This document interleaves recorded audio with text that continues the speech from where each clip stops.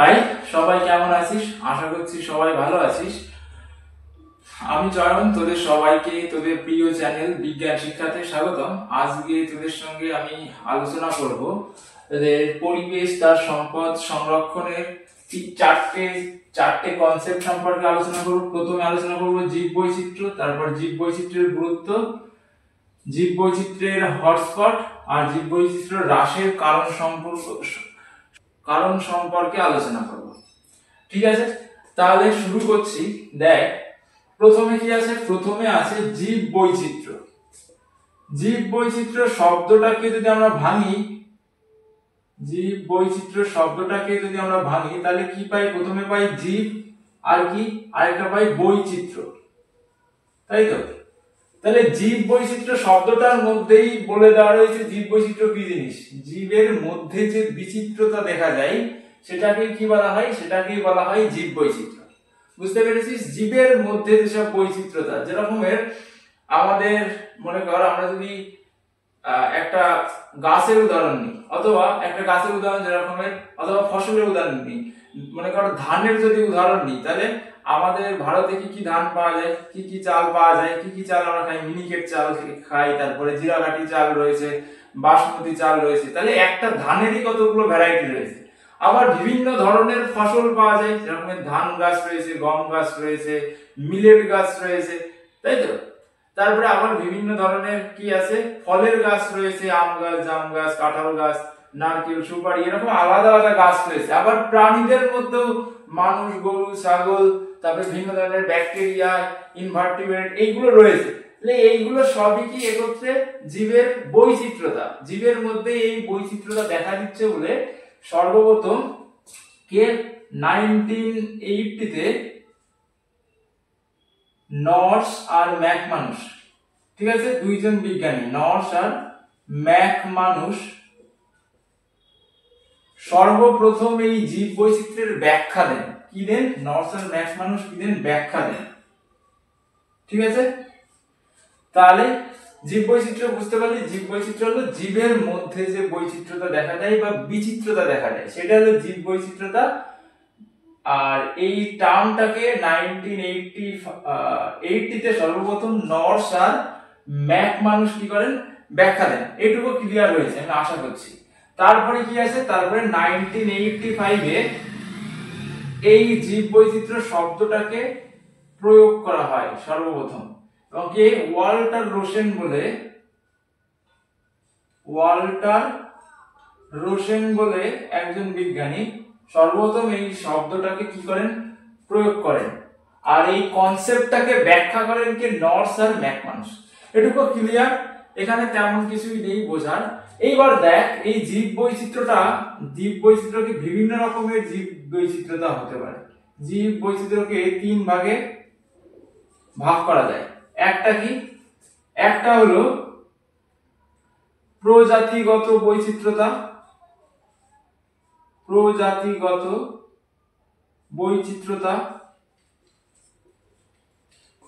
আরেকটা কি?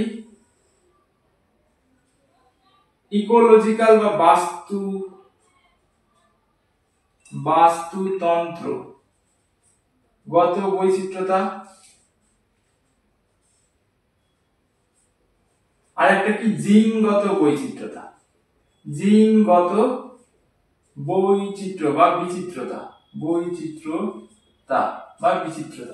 ক্লিয়ার হয়েছে? বিচিত্রতা হবে, বিচিত্রতা বা বৈচিত্র্য। ঠিক আছে, তাহলে প্রথমে আমি আলোচনা করি জিনগত বৈচিত্রতা সম্পর্কে। ঠিক আছে, জিনগত বৈচিত্র্যটা কি?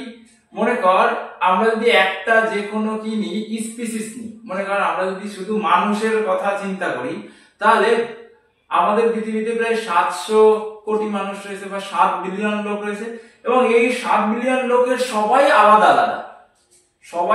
সবারই কি রয়েছে? সবারই 46 খানা ক্রোমোজোম রয়েছে। কিন্তু সবাই আলাদা আলাদা। কারোর দেখবি নাক একটুখানি বোচা, আবার কারোর নাক কি একটুখানি লম্বা।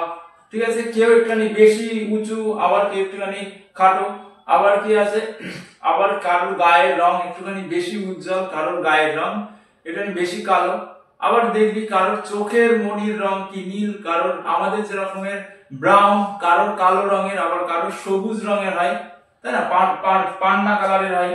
তাহলে এই যে একটা স্পিসিস, এই স্পিসিসের মধ্যে বা প্রজাতির মধ্যে কি দেখে, প্রজাতির যে জিন রয়েছে সেই জিনের মধ্যে যে বিচিত্রতা সেটাকে কি বলা হয়, জিনগত বিচিত্রতা বলা হয়।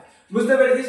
আবার দেখবি তোরা আরেকটা এক্সাম্পল, মনে কর কুকুরের এক্সাম্পল, তোরা যদি কুকুর দেখিস, তোদের পাড়ার যে কুকুরগুলো রয়েছে এক একটা দেখবি এক এক রকম, কোনটার কান দেখবি এরকমের খারাপ হয়ে আছে, এরকমের খারাপ হয়ে আছে, কোনটার কান এরকম কান বোঝানো রয়েছে, ঠিক আছে, কোনটা একটুখানি বেশি মোটা হয়েছে, কোনটা বেশি লম্বা হয়ে গেছে। তাহলে ওদেরও কিন্তু ওদের কিসের জন্য এরকমের, কেউ একটুখানি বেশি লম্বা হয়ে যাচ্ছে, কারোর কান খাড়া হয়ে যাচ্ছে, কারোর কান এরকমের হয়ে থাকছে, বন্ধ হয়ে থাকছে। তাহলে এটা কিসের জন্য হচ্ছে, ওদের ক্রোমোজোমের মধ্যে যে জিন রয়েছে সেই জিনের মধ্যে বিচিত্রতা থাকছে, তার জন্য। তোরা জানিস জিন কেমন হয়,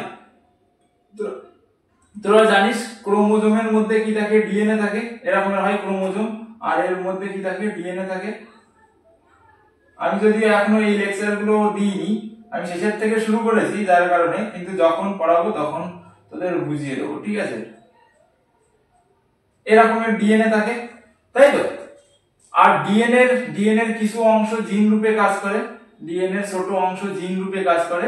তাহলে এই জিনের মধ্যে যে একটা পার্টিকুলার স্পিসিসের জিনের মধ্যে যে বিচিত্রতা দেখতে পাওয়া যায় তাকেই কি বলা হয়, জিনগত বৈচিত্র্যতা বা বিচিত্রতা, ঠিক আছে। এটাও কি জীব বৈচিত্র্যের একটা ধরন।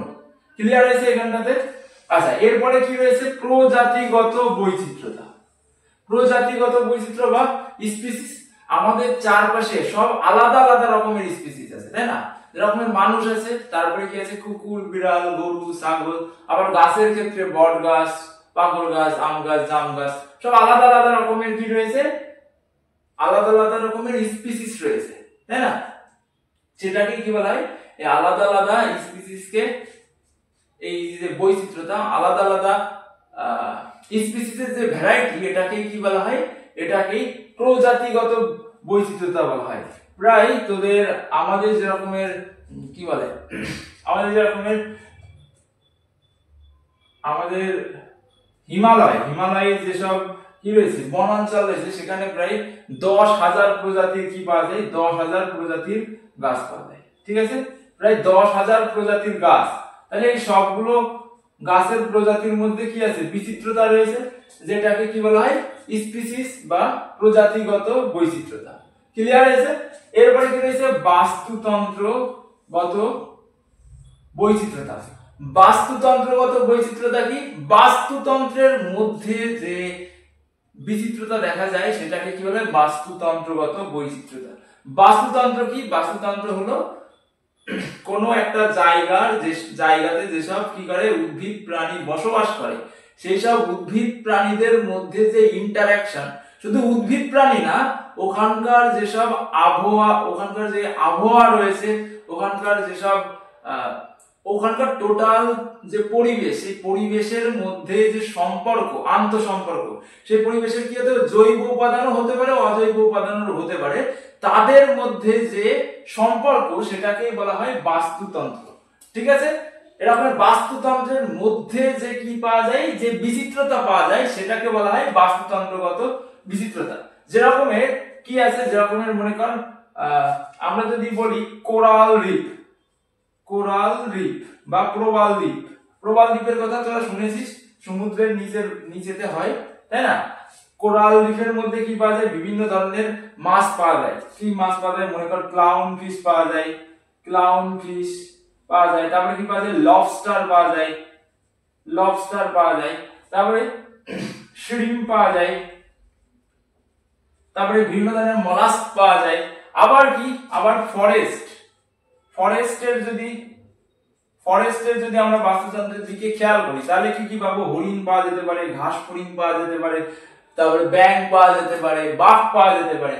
তাহলে এই কোরাল রিফের যে বাস্তুতন্ত্র, সেই বাস্তুতন্ত্রের সঙ্গে ফরেস্টের বাস্তুতন্ত্রের পার্থক্য রয়েছে। তো তাহলে এই যে বিচিত্রতা, পার্থক্য মানে কি বিচিত্রতা, কোরাল রিফের সঙ্গে ফরেস্টের যে বিচিত্রতা, এটা কি, এটা বাস্তুতন্ত্রগত বৈচিত্রতা।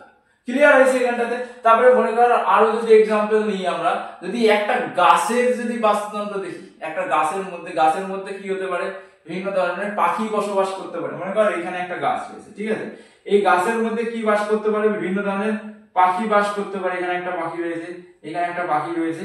এবার পাখিদের শরীরে কে বসবাস করতে পারে, পাখিদের শরীরে বিভিন্ন ধরনের পোকামাকড় পরজীবী বাস করতে পারে।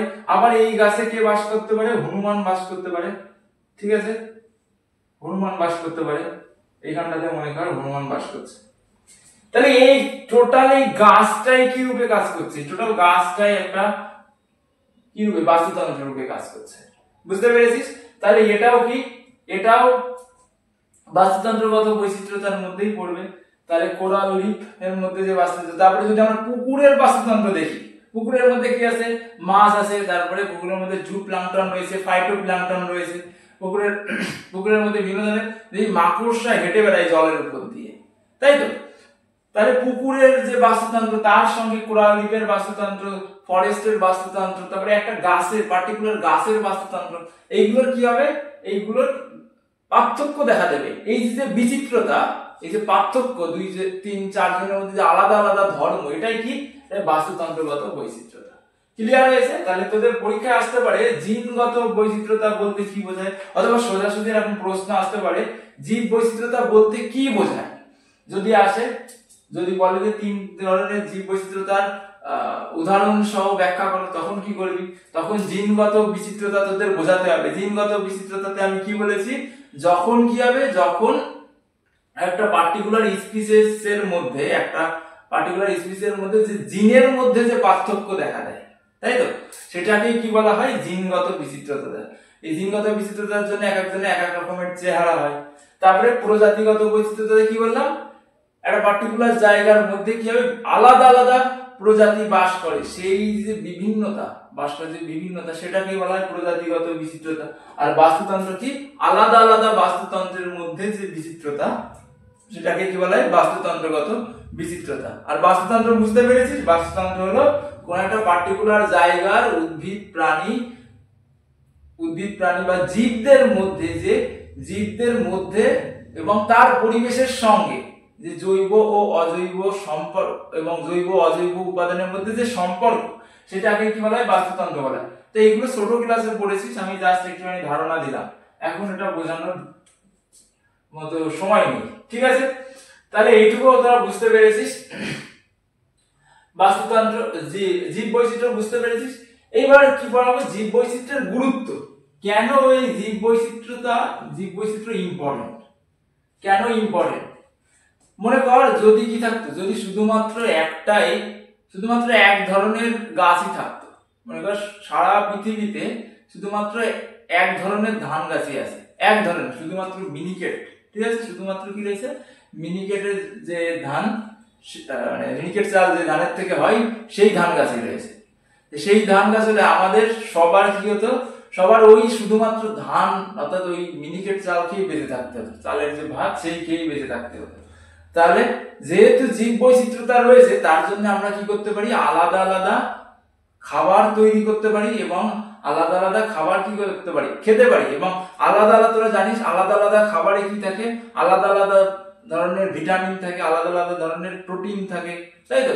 যেরকমের মনে কর গোল্ডেন রাইস বলে এক ধরনের চাল আছে, সেই চালের মধ্যে কি থাকে, ভিটামিন এ থাকে। ভিটামিন এ যেহেতু থাকে, অন্য চালে কিন্তু ভিটামিন এ পাওয়া যায় না, ঠিক আছে। তারপরে কি, তারপরে মনে কর কি বলে, পালং শাকে কি থাকে, পালং শাকে থাকে আয়রন। তাহলে অন্য সব জায়গায় কিন্তু অন্য দেখালো অনেক ধরনের কি রয়েছে, অন্য অনেক ধরনের ফল রয়েছে, বা অন্য অনেক ধরনের শস্য রয়েছে, তার মধ্যে আয়রনের পরিমাণ কম রয়েছে বা নেই। তাহলে কি, যেহেতু আলাদা আলাদা বিচিত্রতা রয়েছে কিসের মধ্যে, তার জন্য আমরা কি করতে পারি, আলাদা আলাদা খাবার খেতে পারি, এবং আমাদের শরীরের যে চাহিদা, সেই ভিটামিনের চাহিদা, প্রোটিনের চাহিদা, কার্বোহাইড্রেটের চাহিদা, এটা কি করতে পারি, মেটাতে পারি। যেরকম জানিস তোরা, টক জাতীয় ফলে বেশি পরিমাণে ভিটামিন সি থাকে, আবার কি মিষ্টি জাতীয় ফলে বেশি পরিমাণে ফ্রুক্টোজ থাকে, যার কারণে আমরা কি করতে পারি, যার কারণে আমরা আলাদা আলাদা খাবার খেতে পারি। তাহলে জীব বৈচিত্র্যতার প্রথম গুরুত্ব কি, আমরা কি আমাদের খাবারে বিচিত্রতা আনে। তাহলে জীব বৈচিত্র্যের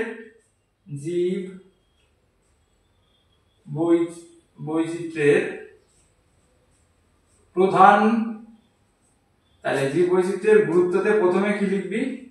গুরুত্বতে প্রথমে কি লিখবি? প্রথমে লিখতে হবে যে আমাদের খাদ্য উৎপাদন লিখে তারপরে এরকম করবি, নিচেই কি করবি? লিখবি। এই যে কথাগুলো বললাম সেই কথাগুলো লিখবি। আলাদা আলাদা খাবার আমরা খেতে পারি, আর যেহেতু বৈচিত্র্যতা আছে তার কারণে। ঠিক আছে, তারপরে কি রয়েছে? ওষুধ উৎপাদন। কিসে? ওষুধ উৎপাদনেও কিন্তু জীব বৈচিত্র্যের ভূমিকা রয়েছে। ওষুধ উৎপাদন, তাহলে ওষুধ উৎপাদনে জীব বৈচিত্র্যের কি ভূমিকা? মনে কর প্রথমে আমি গাছ দিয়ে এক্সাম্পল দিই। গাছের মধ্যে কি থাকে? গাছের মধ্যে বিভিন্ন ধরনের অ্যালকালয়েড থাকে, বা যেটাকে কি বলে? উপক্ষার বলা হয়। ঠিক আছে, যেটা কি করে? গাছ তার, তোরা জানিস যেসব হার্বিভোর রয়েছে, মানে যারা গাছ খেয়ে বেঁচে থাকে, তারা কি করে? গাছকে খেয়ে ফেলে। তার জন্য গাছ কি করে? ওর ভিতরে এক ধরনের পদার্থ ক্ষরণ করে, যাতে করে প্রাণীগুলো ওই গাছকে খেতে না পারে। ঠিক আছে, যেরকম তোরা একটা এক্সাম্পল আমি দিলে বুঝতে পারবি। যেরকম ধুতুরা গাছ চিনিস তোরা? কখনো দেখবি না কোনো গরু এসে ধুতুরা গাছ খেয়ে গেল, বা ছাগল এসে ধুতুরা গাছ খেয়ে গেল। কেন খেতে পারে না? কারণ ধুতুরা গাছে এরকমের এক ধরনের কি তৈরি হয়? উপক্ষার তৈরি হয়। সেই উপক্ষারের জন্য কি করতে পারে না? খেতে পারে না। তাহলে তারপরে কি রয়েছে? তারপরে আরো রকমের অনেক গাছ রয়েছে, যেরকম ক্যালোট্রপিস, যেটার বাংলা নাম আমার এখন মনে পড়ছে না, শিব পুজোতে লাগে। ঠিক আছে, তাহলে ওই ক্যালোট্রপিস কিন্তু কি করতে পারে না? ওই ক্যালোট্রপিসদেরকে অন্যান্য যেসব গ্রেজিং অ্যানিমাল রয়েছে, যেরকম ধর গরু রয়েছে, ছাগল রয়েছে, এগুলো কি করতে পারে না? ক্যালোট্রপিসদের খেতে পারে না, কারণ ওরা এক ধরনের কি করে? উপক্ষার তৈরি করে ওদের ভিতরে। উপক্ষার মানে কি? যখন কি করবি? মনে কর এরকম করে ভাঙবি কোনো একটা গাছ, তখন দেখবি যে ভিতরের থেকে একদম সাদা কষ মতো বেরোয়। সব গাছে সাদা কষ বেরোয় এরকমের না, আমি জাস্ট বোঝানোর জন্য বলছি। ঠিক আছে, এরকম করে ভাঙবি, তখন দেখবি সাদা কষ বেরিয়ে আসে। যেমন ক্যালোট্রপিস যদি ভাঙিস, তাহলে কি হবে? এরকম সাদা কষ বেরিয়ে আসবে। তখন ওই যে সাদা কষটা, ওটা কিন্তু কি? ওটা কিন্তু একটা উপক্ষার। বুঝতে পেরেছিস? আচ্ছা, তাহলে এই যে উপক্ষার, এই উপক্ষার গুলো কিন্তু কিসে ব্যবহার করা হয়? ওষুধ তৈরিতে ব্যবহার করা হয়। বুঝতে পেরেছিস? যেরকম এই যে একটু আগে ধুতুরার এক্সাম্পল দিলাম, ধুতুরাতে কি পাওয়া যায়? ধুতুরার ফলে আর পাতায় ডাটুরিন পাওয়া যায়। কি পাওয়া যায়? ডাটুরিন পাওয়া যায়। এই ডাটুরিন কিন্তু হাঁপানি রোগের চিকিৎসার ওষুধ বানাতে ব্যবহার করা হয়। ধুতুরা গাছ চিনিস তো? এটাও কিন্তু শিব পুজোতে লাগে। এই যে রকমের ফুল হয়, এই যে রকমের ফুল হয়, দেখতে পাচ্ছিস তোরা নিশ্চয়ই সবাই। ঠিক আছে, এই যে রকমের ফুল হয়, শিব পুজোতে লাগে। তাহলে দেখবি একটুখানি বাড়িতে, তারপরে গুগলে সার্চ দিবি। তারপরে আরেকটা ওদের ফল হয়, দেখবি এরকমের গায়ে এরকমের কাটা কাটা দেওয়া থাকে। ঠিক আছে, এই রকমের। তাহলে এই যে এটা কি? ধুতুরা গাছের ফুল, আর এটা মনে কর ধুতুরা গাছের ফল। ধুতুরা গাছের কি থাকে? এরকমের একটা উপক্ষার থাকে। সেই উপক্ষারের নাম কি? ডাটুরিন। এই ডাটুরিন কোন কাজে লাগে? হাঁপানি রোগের চিকিৎসায় লাগে। ঠিক আছে, তারপরে সর্পগন্ধা বলে কি আছে? সর্পগন্ধা বলে একটা গাছ আছে। ঠিক আছে, এই সর্পগন্ধার মূলে কি পাওয়া যায়? রেজারপিন পাওয়া যায়। খুব ইম্পর্টেন্ট পরীক্ষা জানে। এবং এই রেজারপিন উচ্চ রক্তচাপে নিয়ন্ত্রণ করতে সাহায্য করে। ঠিক আছে, সর্পগন্ধা গাছ দেখবি ওদের তোরা এই গাছ দেখেছিস তো? কি গাছ বলে? টগর গাছের মতো এরকমের ব্রাঞ্চিং ফুল হয়। ঠিক আছে, ফুলগুলোর নিচে হয় লাল, এই নিচের দিকে লাল থাকে। তোরা গুগলে একটুখানি সার্চ দিলেই দেখতে পাবি। ঠিক আছে, তাই এই যে মনে কর এরকমের হয় অনেকটা ফুল। সর্পগন্ধা বনে পাওয়া যায়। ঠিক আছে, সব জায়গায়। আর সাধারণত মানুষের বাড়ির আশেপাশে হয় না, ওরা বনে জঙ্গলে হয়। তাহলে এই সর্পগন্ধার মূলে কি পাওয়া যায়? সর্পগন্ধার মূলে পাওয়া যায় রেজারপিন পাওয়া যায়। রেজারপিন কিন্তু উচ্চ রক্তচাপ নিয়ন্ত্রণ করতে উচ্চ রক্তচাপ নিয়ন্ত্রণ করতে সাহায্য করে। তারপরে বাসক গাছের কথা শুনেছিস, যাদের ধর সর্দি কাশি হয়, কাশি যারা হয়, বাসক গাছের পাতা প্রচন্ড তেতো, ঠিক আছে, ওই বাসক গাছের যদি পাতাতে কি থাকে, ভ্যাসিসিন থাকে, ঠিক আছে, বাসক গাছের পাতায় থাকে ভ্যাসিসিন। তাহলে এই ভ্যাসিসিনও কি করে লাগে, এটাও কিন্তু ওষুধ শিল্পে কাজে লাগে। তাহলে দেখি যে আলাদা আলাদা গাছ রয়েছে, আলাদা আলাদা কি করছে, উপক্ষার তৈরি করছে। এগুলো সব তো উপক্ষার,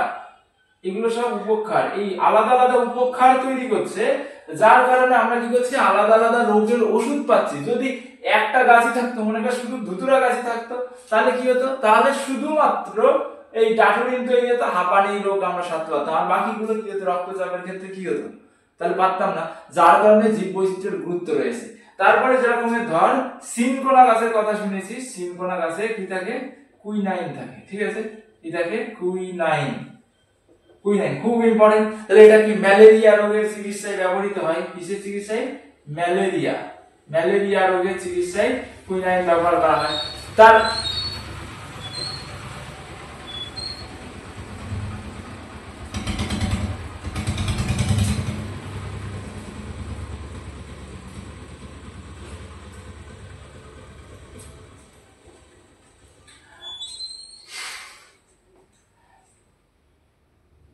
তারপরে তোরা আফিম গাছ চিনিস, আফিম গাছ থেকে কি পাওয়া যায়, মরফিন পাওয়া যায়। আফিম গাছ কোনটা, আফিম গাছের দেখবি যে ফুল লাগায়, ফল হয় এই রকমের দেখতে হয়, ঠিক আছে, এই রকমের ফল দেখতে হয়, এই আফিম গাছ এরকমের ফল দেখতে হয়, ঠিক আছে। আফিম গাছের ইংরেজি নাম আমার মনে নেই, তোরা একটুখানি গুগল করবি, গুগল করে দেখবি, ঠিক আছে, এরকমের ফল হয়। এই আফিম গাছের এই ফলের এই যে পোস্ত খাস না, এই পোস্ত কিন্তু এই আফিম গাছের থেকেই পাওয়া যায়। যাই হোক, এই আফিম গাছের যদি কি করিস, এই ফল থেকে, ফলের এরকম করে গায়ে দাগ দিয়ে দিস, ঠিক আছে, এরকম গায়ে দাগ দিয়ে দিস, তাহলে সাদা এক ধরনের কি বেরিয়ে আসে, উপক্ষার বেরিয়ে আসে, সেটাই কি, সেটা হলো মরফিন। এবং মরফিনের কিন্তু কি বলে, খুব ইম্পর্টেন্স রয়েছে চিকিৎসা বিজ্ঞানে।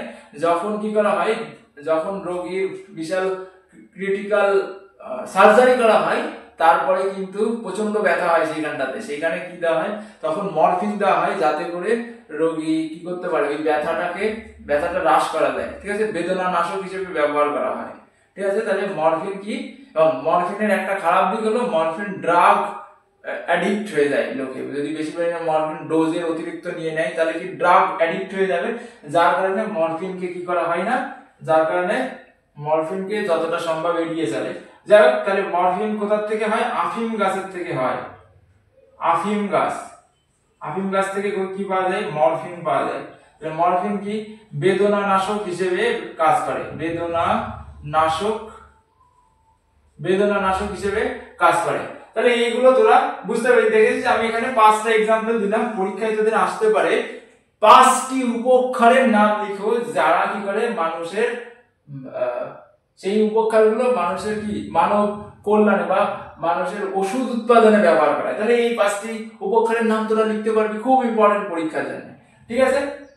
তারপরে সাপের বিষ মনে কর, সাপের বিষ থেকে কি পাওয়া যায়, ল্যাকেসিস পাওয়া যায়, কি পাওয়া যায়, ল্যাকেসিস, ঠিক আছে। তারপরে কি পাওয়া যায়, তারপরে মৌমাছির যে বিষ রয়েছে তার থেকে কি পাওয়া যায়, এপিস পাওয়া যায়, ঠিক আছে। মৌমাছির বিষ থেকে কি পাওয়া যায়, মৌমাছির বিষ থেকে এপিস পাওয়া যায়।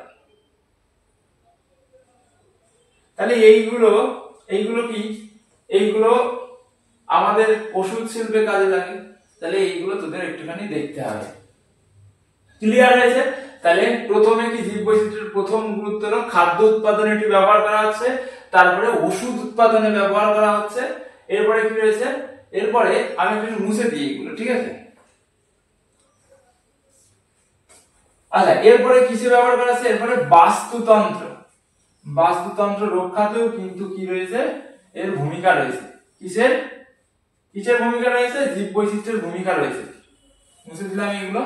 তাহলে বাস্তুতন্ত্র রক্ষায়, 3 নম্বরে কি বাস্তুতন্ত্র রক্ষায়, বাস্তুতন্ত্র রক্ষায়, বাস্তুতন্ত্র রক্ষায় কিসের ভূমিকা রয়েছে? জীব বৈচিত্র্যের ভূমিকা রয়েছে।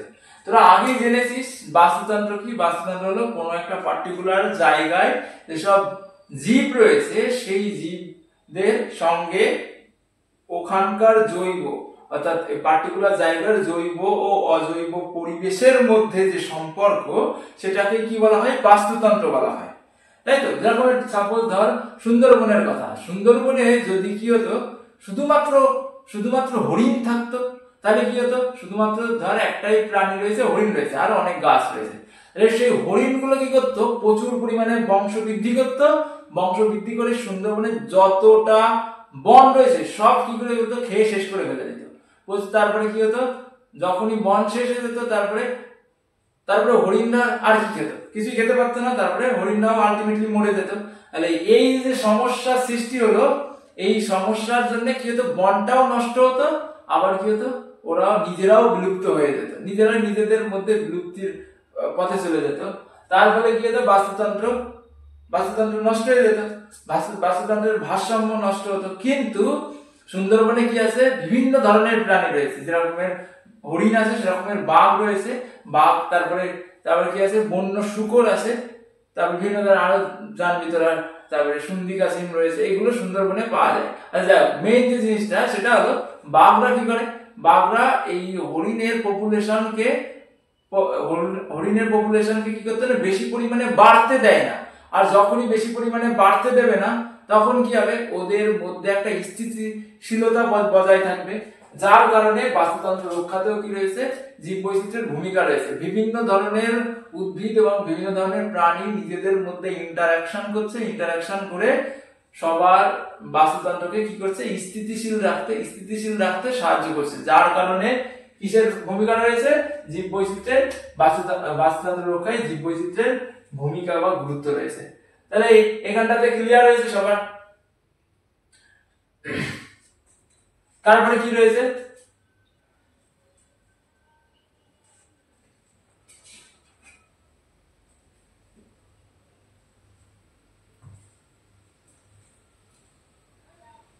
আচ্ছা, এখানে সবার ক্লিয়ার হয়েছে। এরপরে দেখ 4 দাগে কি বলছে? 4 দাগে বলছে আমাদের যে জলবায়ু, সেই জলবায়ু রক্ষাতেও কিসের ভূমিকা রয়েছে? জলবায়ু রক্ষায় কিসের ভূমিকা রয়েছে? বাস্তুতন্ত্রের ভূমিকা রয়েছে। কারণ কি? কারণ তোরা জানিস বাস্তুতন্ত্রের ভূমিকা হচ্ছে জলবায়ু রক্ষায় জীব বৈচিত্র্যের ভূমিকা রয়েছে। কারণ তোদের যেদিন আমি নাইট্রোজেন চক্র পড়িয়েছিলাম সেদিন তোরা কি দেখেছিলি? মনে কর আমি জাস্ট নাইট্রোজেন চক্রের কথা আলোচনা করছি। সেদিন তোরা কি পড়েছিলি? নাইট্রোজেন চক্রের অনেকগুলো ধাপ রয়েছে। প্রথমে যে নাইট্রোজেনটা আসে উদ্ভিদ ট্রাপ করে, তার থেকে প্রাণীরা খায়, তারপরে উদ্ভিদ প্রাণী যেগুলো মরে যাওয়ার পরে তারা অ্যামোনিয়াতে পরিণত হয়ে যায়, যেটাকে অ্যামোনিফিকেশন বলা হয়। এই অ্যামোনিয়া তৈরির যে ধাপ, সেখানে অনেকগুলো কি কাজ করে? ব্যাকটেরিয়া কাজ করে, যাদের অ্যামোনিফাইং ব্যাকটেরিয়া বলা হয়, তোরা জানিস। তারপরে অ্যামোনিয়া থেকে নাইট্রেট, তারপরে সেখান থেকে আবার বায়ুমণ্ডলে ফিরে যায়।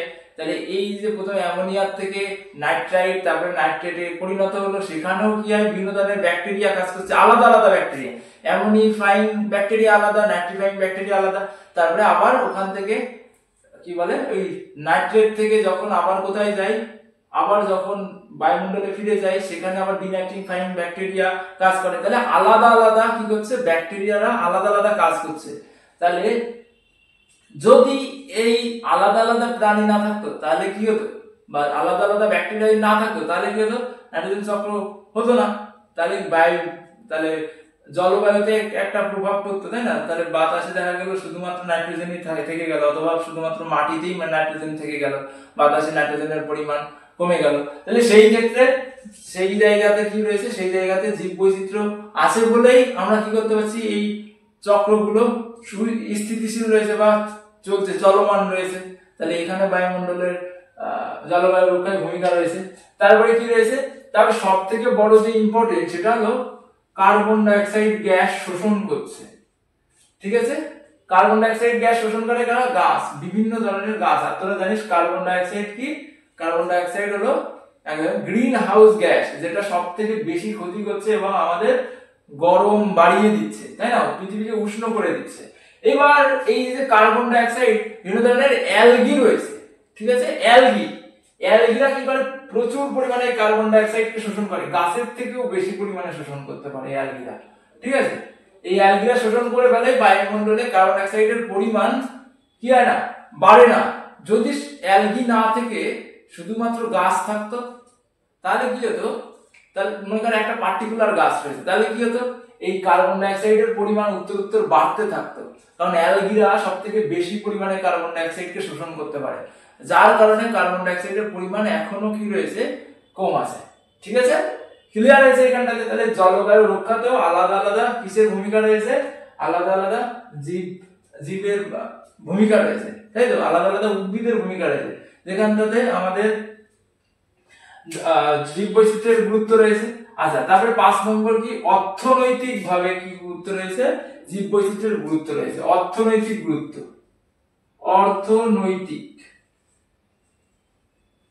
অর্থনৈতিক গুরুত্ব, তাহলে অর্থনৈতিক গুরুত্বের মধ্যে কি?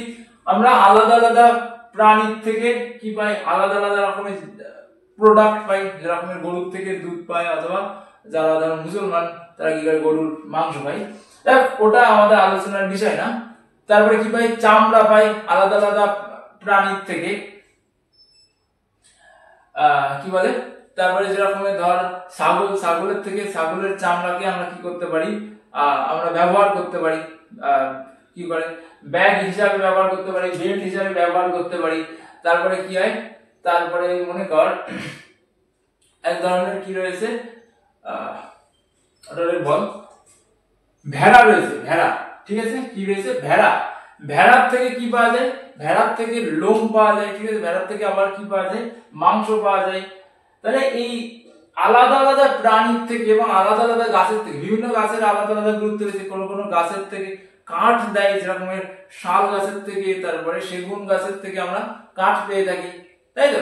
তারপরে পাইন গাছের থেকে কাঠ পাওয়া যায়। তাহলে এইগুলো কি আলাদা আলাদা, এইগুলোর কি রয়েছে? অর্থনৈতিক গুরুত্ব রয়েছে। একটা আবার কোনো কোনো কি ফসল, কোনো কোনো গাছ, যেরকম ফসল গাছ, যেরকম বিভিন্ন ধরনের ভেজিটেবলস রয়েছে, তাহলে এইগুলোর থেকে এক একজনের আলাদা আলাদা গুরুত্ব রয়েছে, এবং এইগুলো বিক্রি করার মাধ্যমে আমরা কি করতে পারি? অর্থনৈতিক ভাবে স্বাবলম্বী হতে পারি। এখানটাতে ক্লিয়ার বুঝতে পেরেছি জীব বৈচিত্র্যের গুরুত্ব। তারপরে 6 দাগে কি রয়েছে? শিল্প আর সংস্কৃতিতে, শিল্প ও সংস্কৃতিতে কিসের গুরুত্ব রয়েছে? জীব বৈচিত্র্যের গুরুত্ব রয়েছে। আচ্ছা, শিল্প সংস্কৃতিতে জীব বৈচিত্র্যের গুরুত্ব কি? যেরকমের ধর আমাদের হিন্দু ধর্মে কি রয়েছে? হিন্দু ধর্মে যেরকমের ধর এই আম গাছের পাতা, যেটাকে পত্র পল্লব বলে, আমি এক্স্যাক্টলি জানি না, তাহলে ওই পত্র পল্লব কি কিসের মধ্যে দেওয়া হয়? সেই ঘটের মধ্যে এরকম করে দেওয়া হয়, তাই না? এটা দেখেছিস তো তোরা বিভিন্ন ধরনের অনুষ্ঠানে। তারপরে কি করা হয়? তারপরে মনে কর আমাদের এই এখন তো দুর্গাপুজো এসছে, আজকে হলো চতুর্থী, তাই তো। দুর্গাপুজোর সময় দেখবি যে কলা গাছ কি করা হয়? কলা গাছ কিসের পাশে থাকে? হাতির, গণেশের পাশে থাকে। তারপরে গণেশের যে মাথা, সেই মাথাটা কি? সেই মাথাটা হলো হাতির মাথা। এইগুলো তোরা তো জানিস, এইগুলো কি? এইগুলো আমাদের সংস্কৃতি, তাই না? তাহলে আমাদের সংস্কৃতিতে কি রয়েছে? এটার ভূমিকা রয়েছে, বুঝতে পারলি? গণপতি বাপ্পা মনে কর। তাহলে এই যে আলাদা আলাদা প্রাণী, এই আলাদা আলাদা প্রাণীর কি রয়েছে? ভূমিকা রয়েছে। কোথায় আলাদা আলাদা প্রাণীর ভূমিকা রয়েছে? আলাদা আলাদা, যেরকমের গণেশকে আমরা কি করি? গণপতি বাপ্পাকে আমরা কি করি? আমরা আমাদের সংস্কৃতিতে ভূমিকা রয়েছে। তারপরে মনে কর আলাদা আলাদা গাছ, যেরকম কলা গাছের কথা বললাম, তারপরে আম গাছের কথা বললাম, তাহলে এইগুলো আমাদের শিল্প সংস্কৃতিতে এদের ভূমিকা রয়েছে। ক্লিয়ার হয়েছে এখানটাতে? আশা করছি সবার ক্লিয়ার হয়েছে। তোদের এখান থেকে এরকমের প্রশ্ন আসতে পারে। কি প্রশ্ন আসতে পারে? জীব বৈচিত্র্যের গুরুত্ব সম্পর্কে বর্ণনা করো। একবারে বড় প্রশ্নে কিন্তু চলে আসতে পারে, খুব ইম্পর্টেন্ট। তাহলে তোদের কি করতে হবে, 5টা বা 6টা পয়েন্ট সংক্ষেপে আমি যখন বললাম সেরকম করে লিখতে হবে। তাহলে কি জীব প্রশ্ন আসতে পারে জীব বৈচিত্র্যের গুরুত্ব সম্পর্কে, জীব বৈচিত্র্যের গুরুত্ব সম্পর্কে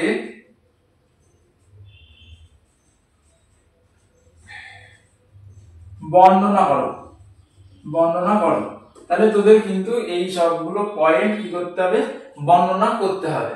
তাহলে জীব বৈচিত্র্যের গুরুত্ব সম্পর্কে আমরা মোটামুটি বুঝে গেছি।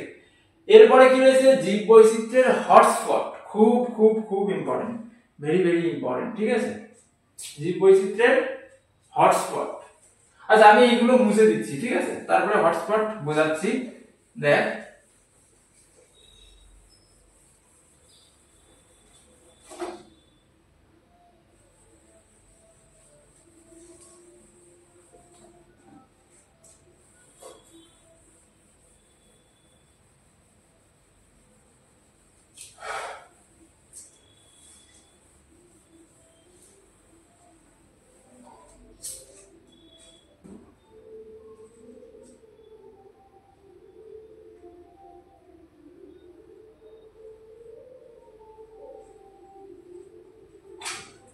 আচ্ছা এরপরে কি রয়েছে, এরপরে রয়েছে জীব বৈচিত্র্যের হটস্পট। জীব বৈচিত্র্যের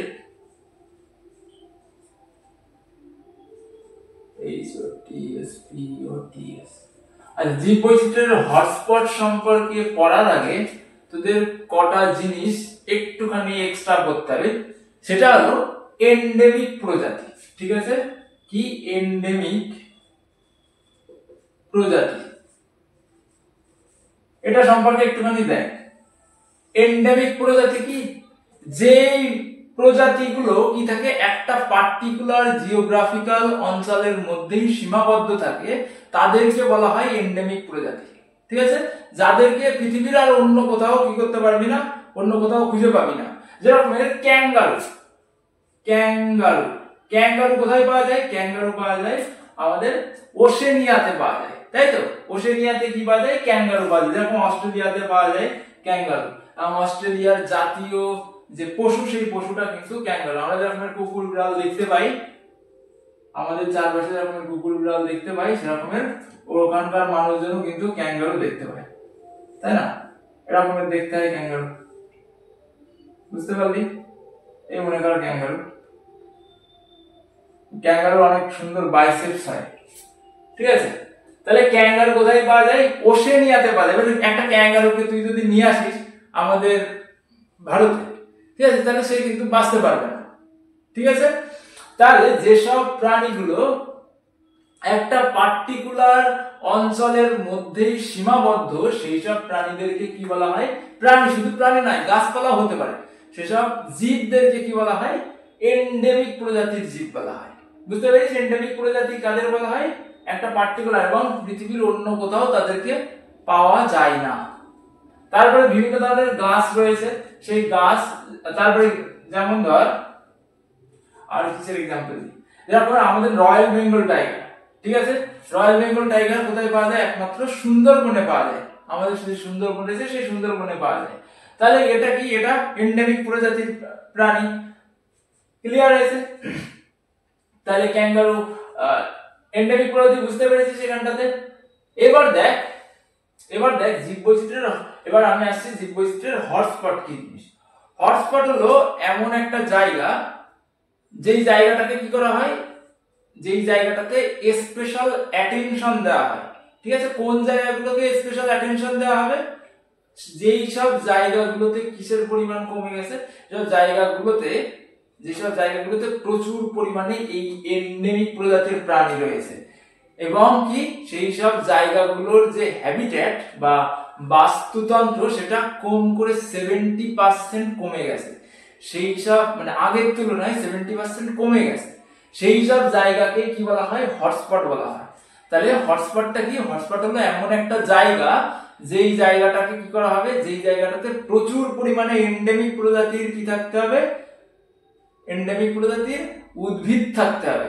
ঠিক আছে, প্রায় 1500 প্রজাতির ভাস্কুলার প্লান্ট, কি প্রায় প্রায় ১,৫০০ প্রজাতির, কম করে, এটা হলো প্রথম শর্ত। হটস্পট আর প্রথম শর্ত কি ১,৫০০ প্রজাতির ভাস্কুলার প্লান্ট, ভাস্কুলার ১,৫০০ প্রজাতির কি হবে, ভাস্কুলার প্লান্ট থাকতে হবে। ঠিক আছে, কম করে ১,৫০০ প্রজাতির ভাস্কুলার প্লান্ট থাকতে হবে। আর কি হতে হবে, এবং ভাস্কুলার প্লান্ট এবং কি এটা এন্ডেমিক প্রজাতির হতে হবে। ঠিক আছে, কি হতে হবে, এন্ডেমিক প্রজাতির হতে হবে। ১,৫০০ প্রজাতির ভাস্কুলার প্লান্ট এবং এন্ডেমিক প্রজাতি। এবং কম করে কত, কম করে ৭০% ওই জিওগ্রাফিক্যাল অঞ্চলটা কি হয়ে গেছে, নষ্ট হয়ে গেছে। কত, ৭০% বা 70% কি হয়ে গেছে, হ্যাবিটেট বা ওই অঞ্চলটা নষ্ট হয়ে গেছে। ঠিক আছে, হ্যাবিটেট বা বাস্তুতন্ত্র কি হয়েছে, নষ্ট হয়েছে।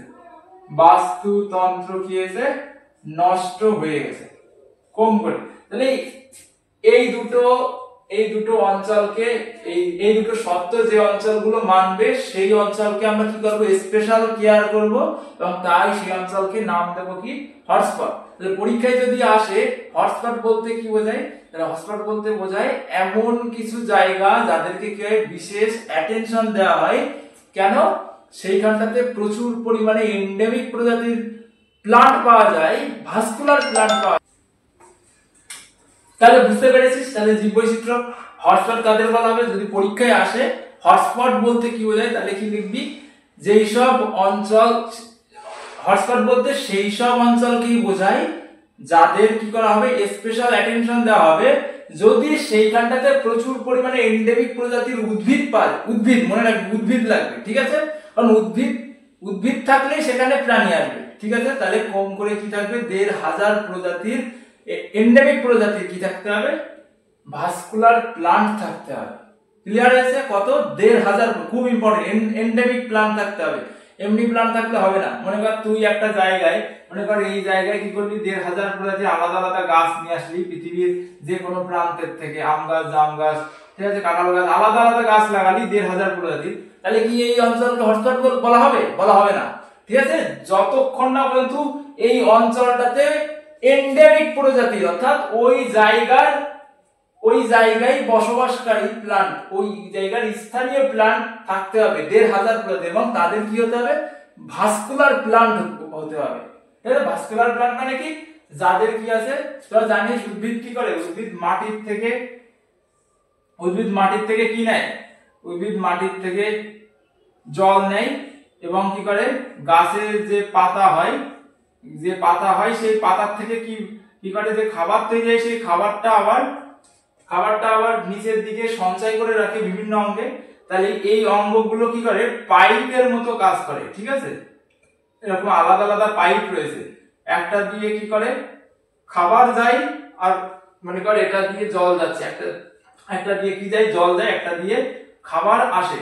এই যে দুটো আলাদা আলাদা পাইপ যেসব গাছের থাকবে তাদের ভাস্কুলার প্লান্ট বলা হয়, ওয়েল ডেভেলপ পাইপ। ঠিক আছে, জাইলেম, ফ্লোয়েম, এইগুলো বড় ক্লাসে উঠলে আরো বেশি করে জানতে পারবি। এখন এখানে এটাই শুধু মনে রাখ, যাদের কি থাকে, যাদের জল সংবহনের জন্য এবং খাবার সরবরাহের জন্য আলাদা স্পেশাল পাইপ থাকে, তাদের ভাস্কুলার ওয়েল ডেভেলপ পাইপ থাকে, তাদের কি বলা হয়, ভাস্কুলার প্লান্ট বলা হয়।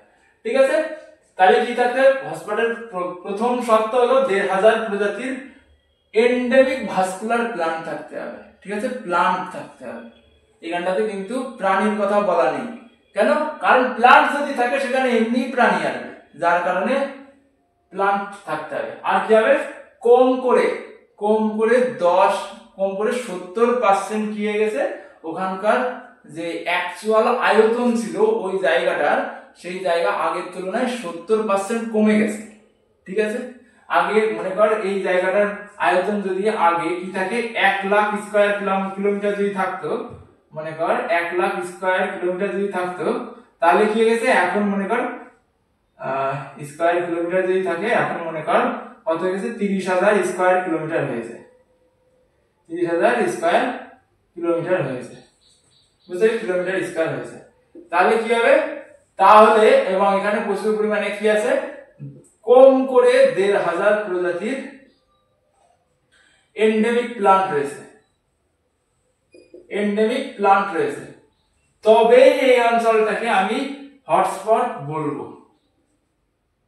বুঝতে পেরেছিস?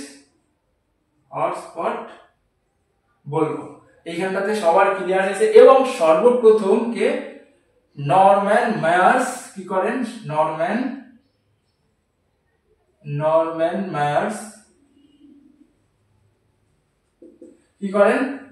এই হটস্পট শব্দটা প্রায় 1988 সালে কি করেন? প্রবর্তন করেন।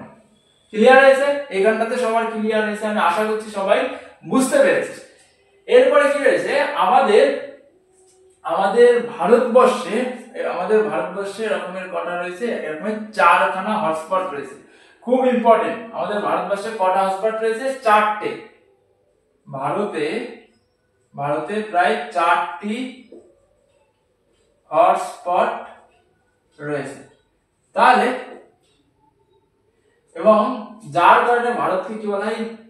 পৃথিবীর যে মেগা ডাইভার্সিটির দেশ রয়েছে, ভারত কি এই মেগা ডাইভার্সিটির দেশের একটা অন্যতম। কারণ কি ভারতের এক এক জায়গায় এক এক রকমের কি দেখতে পাওয়া যায়? এক এক রকমের উদ্ভিদ প্রাণী দেখতে পাওয়া যায়। যেহেতু দেখতেই পাচ্ছিস ভারতে কটা রয়েছে? এর মধ্যে 4টি হটস্পট রয়েছে। প্রথম যে হটস্পট সেটা হলো পূর্ব হিমালয়।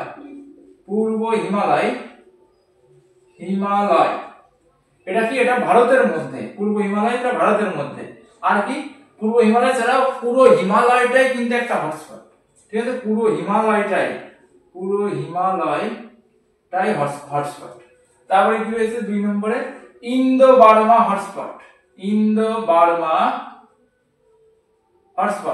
3 নম্বরে কি রয়েছে? 3 নম্বরে আছে সুন্দাল্যান্ড হটস্পট।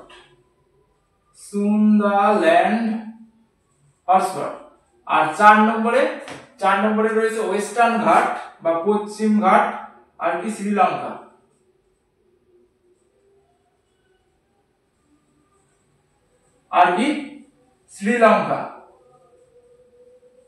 শ্রীলঙ্কা রিসেন্টলি হেরে গেল, তাই না? ক্রিকেট খেলা দেখিস তো সবাই? তাহলে শ্রীলঙ্কা হেরে গেছে না?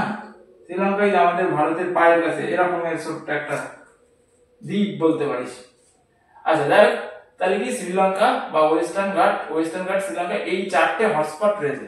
এই 4টে হটস্পট নিয়ে তোদের সঙ্গে একটুখানি ডিটেইলসলি আলোচনা করব, তাহলে তোরা আরো ক্লিয়ারলি এই হটস্পটের ধারণা পেয়ে যাবে। আমি এখানটার এই দিকটা কিছুটা মুছে দিচ্ছি। আর আরেকটা কথা বলে রাখ, তোদের এই হটস্পটের যে সত্ত্ব,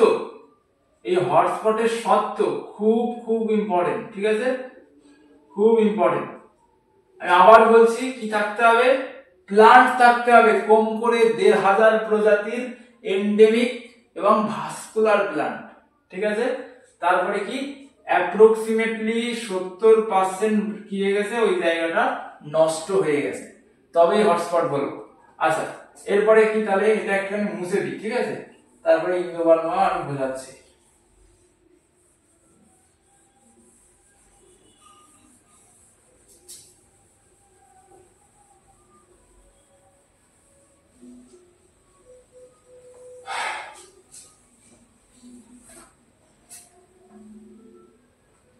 আচ্ছা এবার দেখ, প্রথমে কি রয়েছে? পূর্ব হিমালয়। কিন্তু অ্যাকচুয়ালি পুরো হিমালয়টাই কি হটস্পট? আমি হিমালয় সম্পর্কে তোদের বোঝাচ্ছি। ঠিক আছে? তাহলে তোরা একটু বেশি জানতে পারবি এক্সট্রা। দেখ আমরা যদি এখানে আমাদের ভারতের ম্যাপটা আঁকি, এরকমই হবে অনেকটা দেখতে। আচ্ছা এই ম্যাপটা তোরা বুঝতেই পারছিস, এটা জাস্ট পড়ানোর পারপাসের জন্য আঁকা। এখানে কোনো ইয়ে নেই, মাপঝোঁক নেই, যার কারণে তোরা একটুখানি আমি জাস্ট পড়ানোর জন্য একটা ম্যাপ আঁকলাম। এটা মনে কর আমাদের ভারতের ম্যাপ। ক্লিয়ার হয়েছে? এইবার আমাদের ভারতের এইখানটাতে তোরা জানিস ভারতের এখানটাতে কি আছে? নেপাল রয়েছে, এখানটাতে ভুটান রয়েছে, তারপরে কি আছে? এই উপর দিয়ে এখানটাতে তিব্বত রয়েছে, আর কি এই উপর দিয়ে চীন রয়েছে। ঠিক আছে?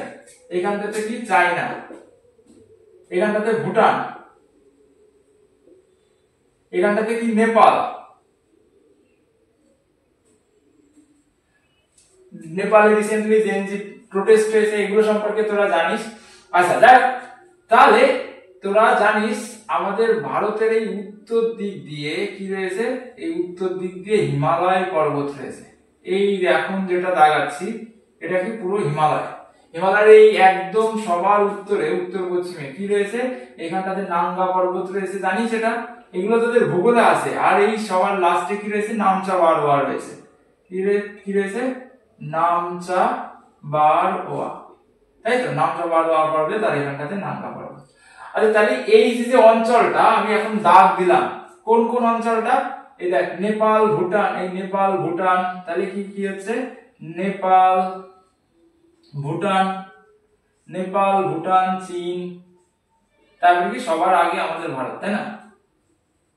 ভারত, নেপাল, ভুটান, চীন। তাহলে ভারতের উত্তর দিকে কি রয়েছে, উত্তর দিকে যে হিমালয় পর্বত রয়েছে, এই হিমালয় পর্বতে কি পাওয়া যায়, প্রচুর পরিমাণে উদ্ভিদ প্রাণী এবং ওখানকার স্থানীয় প্রজাতির কি পাওয়া যায়, প্লান্ট পাওয়া যায়। অ্যাপ্রক্সিমেটলি কত, 10,000 প্রজাতি, ঠিক আছে? 10,000 প্রজাতির কি পাওয়া যায়, প্লান্ট পাওয়া যায়, 10,000 প্রজাতির প্লান্ট।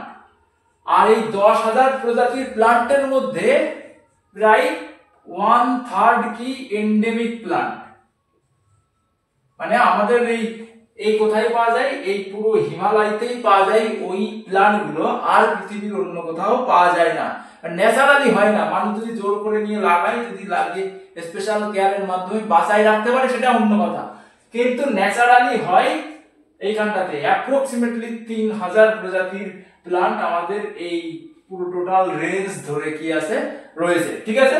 তাহলে এই পূর্ব হিমালয় বা হিমালয়, এই হিমালয় কি, হিমালয় কোন অঞ্চল নিয়ে গঠিত? আমাদের ভারতের কোথায়, উত্তর পূর্ব থেকে উত্তর পশ্চিম পর্যন্ত বিস্তৃত। তারপরে তার মধ্যে আছে নেপাল, ভুটান, চীনের দক্ষিণ চীনের কিছু অংশ রয়েছে, তিব্বত রয়েছে, তারপরে এইখানটাতে রয়েছে বার্মা, এই অঞ্চল দিয়ে রয়েছে বার্মা, ঠিক আছে? তাহলে বার্মার উত্তর দিকের অঞ্চল নিয়ে কি গঠিত, আমাদের পূর্ব হিমালয় বা আমাদের যে হিমালয় রয়েছে সেই হিমালয় গঠিত। এবং হিমালয়ে প্রচুর পরিমাণে কি পাওয়া যায়, প্রচুর পরিমাণে উদ্ভিদ এবং প্রাণী পাওয়া যায়, ঠিক আছে? কম করে 10,000 প্রজাতির প্লান্ট পাওয়া যায়, তার 1/3 কি এন্ডেমিক, যার কারণে এটাকে কি বলা হচ্ছে, হটস্পট বলা হচ্ছে, হটস্পট বলা হচ্ছে।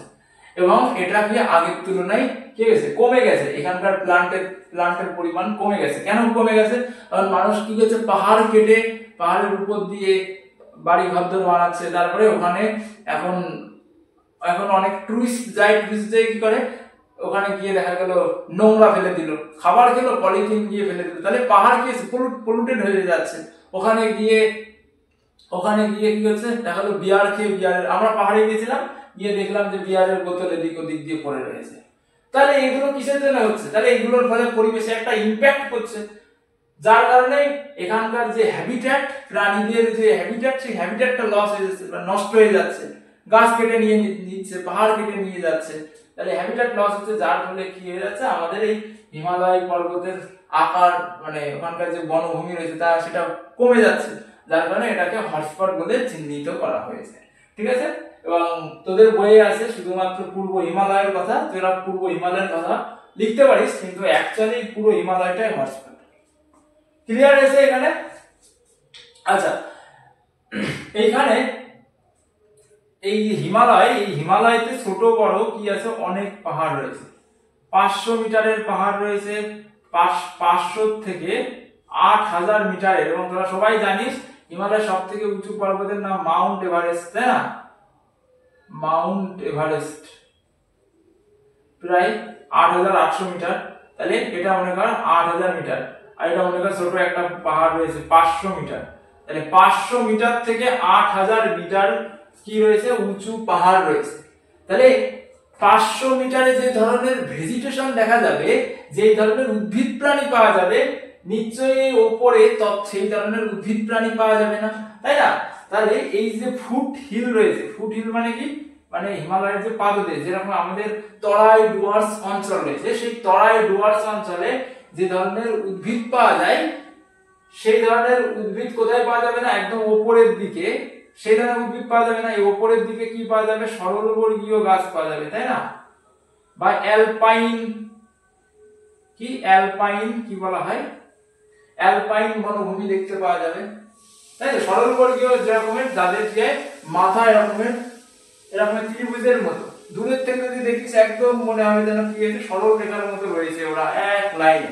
তাহলে সরলবর্গীয় উদ্ভিদ দেখতে পাওয়া যায় কোথায় পাওয়া যায়, হিমালয়তে, বা আমাদের পূর্ব হিমালয়তে, তোদের বই পূর্ব হিমালয়ের কথা লেখা রয়েছে। তারপরে এই ফুট হিল, এই যে ফুট হিল রয়েছে হিলের নিচের দিকে, এখানে বিভিন্ন ধরনের অর্কিড পাওয়া যায়। কি পাওয়া যায়, অর্কিড পাওয়া যায়। তারপরে হিমালয় থেকে, তোরা জানিস হিমালয় থেকে কি তৈরি হয়েছে, আমাদের গঙ্গা নদী যে গোমুখ গুহার থেকে তৈরি হয়েছে, তাহলে সেই যে নদী তৈরি হয়েছে, তাই তো? এই যে নদী তৈরি হয়েছে, তাহলে এই নদীর আশপাশ দিয়ে কি আছে, বিভিন্ন ধরনের গ্রাস ল্যান্ড রয়েছে, ঠিক আছে? গ্রাস মানে কি, ঘাস জমি রয়েছে, ঘাস জমি রয়েছে। তাহলে ওটাও তো হিমালয়ের মধ্যেই পড়ছে, তাই না?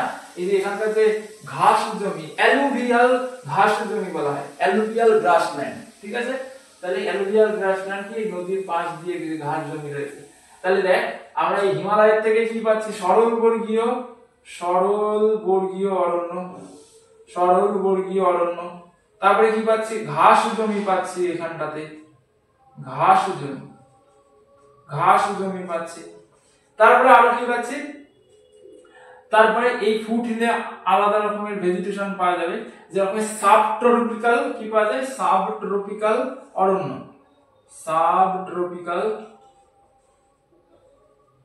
অরণ্য, দেখতে পাওয়া যাচ্ছে, সাবট্রপিক্যাল ফরেস্ট দেখতে পাওয়া যাচ্ছে। এবং কি পাওয়া যায়, এবং তোদের পরীক্ষায় আসতে পারে কোন ধরনের প্রাণী পাওয়া যায়, কি ধরনের প্রাণী পাওয়া যায় এইখানটাতে এই যে চূড়ার যে অঞ্চলটা রয়েছে না, এই যে চূড়া, এইখানটাতে বরফ জমে থাকবে। তো তোরা ভূগোলে পড়েছিস, পাহাড়ে যত উচ্চতা বাড়ে ততই কি হয়ে যায়, ঠান্ডা হয়ে যায়, ঠান্ডা গেলে এখানে বরফ জমবে। এইখানটাতে কি পাওয়া যায়, স্নো লেপার্ড পাওয়া যায়, খুব ইম্পর্টেন্ট। স্নো লেপার্ড কোথায় পাওয়া যায়, হিমালয়তে পাওয়া যায়, এবং স্নো লেপার্ড দেখতে অনেক সুন্দর হয়, তাই না? স্নো লেপার্ড, তাহলে স্নো লেপার্ড কোথায় পাওয়া যায়, হিমালয়তে পাওয়া যায়। তারপরে কোথায়, তারপরে কি পাওয়া যায়, তারপরে রেড পান্ডা কি, খুব ইম্পর্টেন্ট, রেড পান্ডাও কিন্তু এই রিজিয়নে পাওয়া যায়, রেড পান্ডা। তারপরে ব্ল্যাক বেয়ার। আচ্ছা, একটা কথা বলি, আমি রিসেন্টলি গেছিলাম ধোত্রের যে ওখানকার লোকজনের সঙ্গে আমার কথা হয়েছিল, তারা বললো এই রেড পান্ডারা কিন্তু ওদের ওই অঞ্চলে আসে, এবং ওরা নাকি সকালের দিকে উপরের থেকে নেমে আসে। ওখানে যেসব গাছ ছিল, পাইন গাছ ছিল অথবা বিভিন্ন ধরনের আলাদা যেসব গাছ ছিল, সেই গাছের থেকে নিচেই নেমে আসে বাঁশের পাতা খাওয়ার জন্য। ওখানে এরকমের ছোট ছোট বাঁশ পাওয়া যায়, ঠিক আছে? আমাদের এখানে যেরকম মোটা বড় বাঁশ, ওখানকার বাঁশগুলো কিন্তু ওই নিচের দিকে ঘাসের মতো ওই পাতা হয়, ঠিক আছে? ঘাসের মতো বাঁশ, তাহলে ওইগুলো খেতে নিচের দিকে নেমে আসে, এবং ওরা প্রচুর সাই হয়, ওরা বললো। তারপরে কি হয়, ব্ল্যাক বেয়ারও পাওয়া যায়, কোথায়, হিমালয়তে পাওয়া যায়। এবং আমি এটাও জেনেছি ওদের কাছ থেকে, এই ব্ল্যাক বেয়ারও কি করে, এরাও সন্ধ্যার সময় নাই তোর কি বলে, ভোরের সময় বেরোয়, যদি এদের সামনাসামনি পড়ে তখন নাকি এরা মানে অ্যাটাক করে, ঠিক আছে? তারপরে আরো কি পাওয়া যায়, গন্ডার, এক শৃঙ্গ গন্ডার, খুব ইম্পর্টেন্ট। এক শৃঙ্গ গন্ডার কিন্তু এখানেই পাওয়া যায়, এবং এই এক শৃঙ্গ গন্ডার কিন্তু কি হয়েছে, এন্ডেঞ্জার্ড হয়ে গেছে। মানে যেসব প্রাণীরা আগের তুলনায়, মানে 10 বছর আগে যা ছিল তার তুলনায় এখন কি হয়ে গেছে, এখন তার 30% এসে নেমেছে। বুঝতে পেরেছিস, আগে যা ছিল তার 30% এসে নেমেছে। আগে যদি 100 খানা গন্ডার থাকতো 10 বছর আগে, এখন মনে কর কটা হয়ে গেছে, 30 খানা হয়ে গেছে। তাদেরকে এন্ডেঞ্জার্ড বলা হয়। তাহলে ওখানে কিন্তু এক শৃঙ্গ গন্ডার পাওয়া যায়, ঠিক আছে? এন্ডেঞ্জার্ড, খুব ইম্পর্টেন্ট পরীক্ষার জন্য। তাহলে সোনো লেপার্ড পাওয়া যাচ্ছে, রেড পান্ডা, ব্ল্যাক বেয়ার, একশৃঙ্গ গন্ডার, এগুলো পাওয়া যায়। এবং এখানকার যে নদী রয়েছে সেই নদীতে কি পাওয়া যায়, গাঙ্গেটিক ডলফিন পাওয়া যায়। ঠিক আছে, ডলফিন পাওয়া যায়, যেটাকে গাঙ্গেটিক ডলফিন কি বলে, গাঙ্গেটিক, গাঙ্গেয় ডলফিন, খুব ইম্পর্টেন্ট। তাহলে এটুকু তোরা সবাই বুঝতে পেরেছিস, আশা করছি তোরা সবাই এটুকু বুঝতে পেরেছিস। আমি এবার কি করছি, এই পূর্ব হিমালয় বা হিমালয়ের এই অংশটা মুছে দিচ্ছি। ঠিক আছে, তারপরে ইন্দো বার্মা সম্পর্কে আমি একটুখানি পড়িয়ে দিই। ইন্দো বার্মা পড়ার জন্য তোদের কি লাগবে, তোদের এই ভারতের ম্যাপটা লাগবে। ঠিক আছে, ভারতের ম্যাপ আমি রাখছি। তাহলে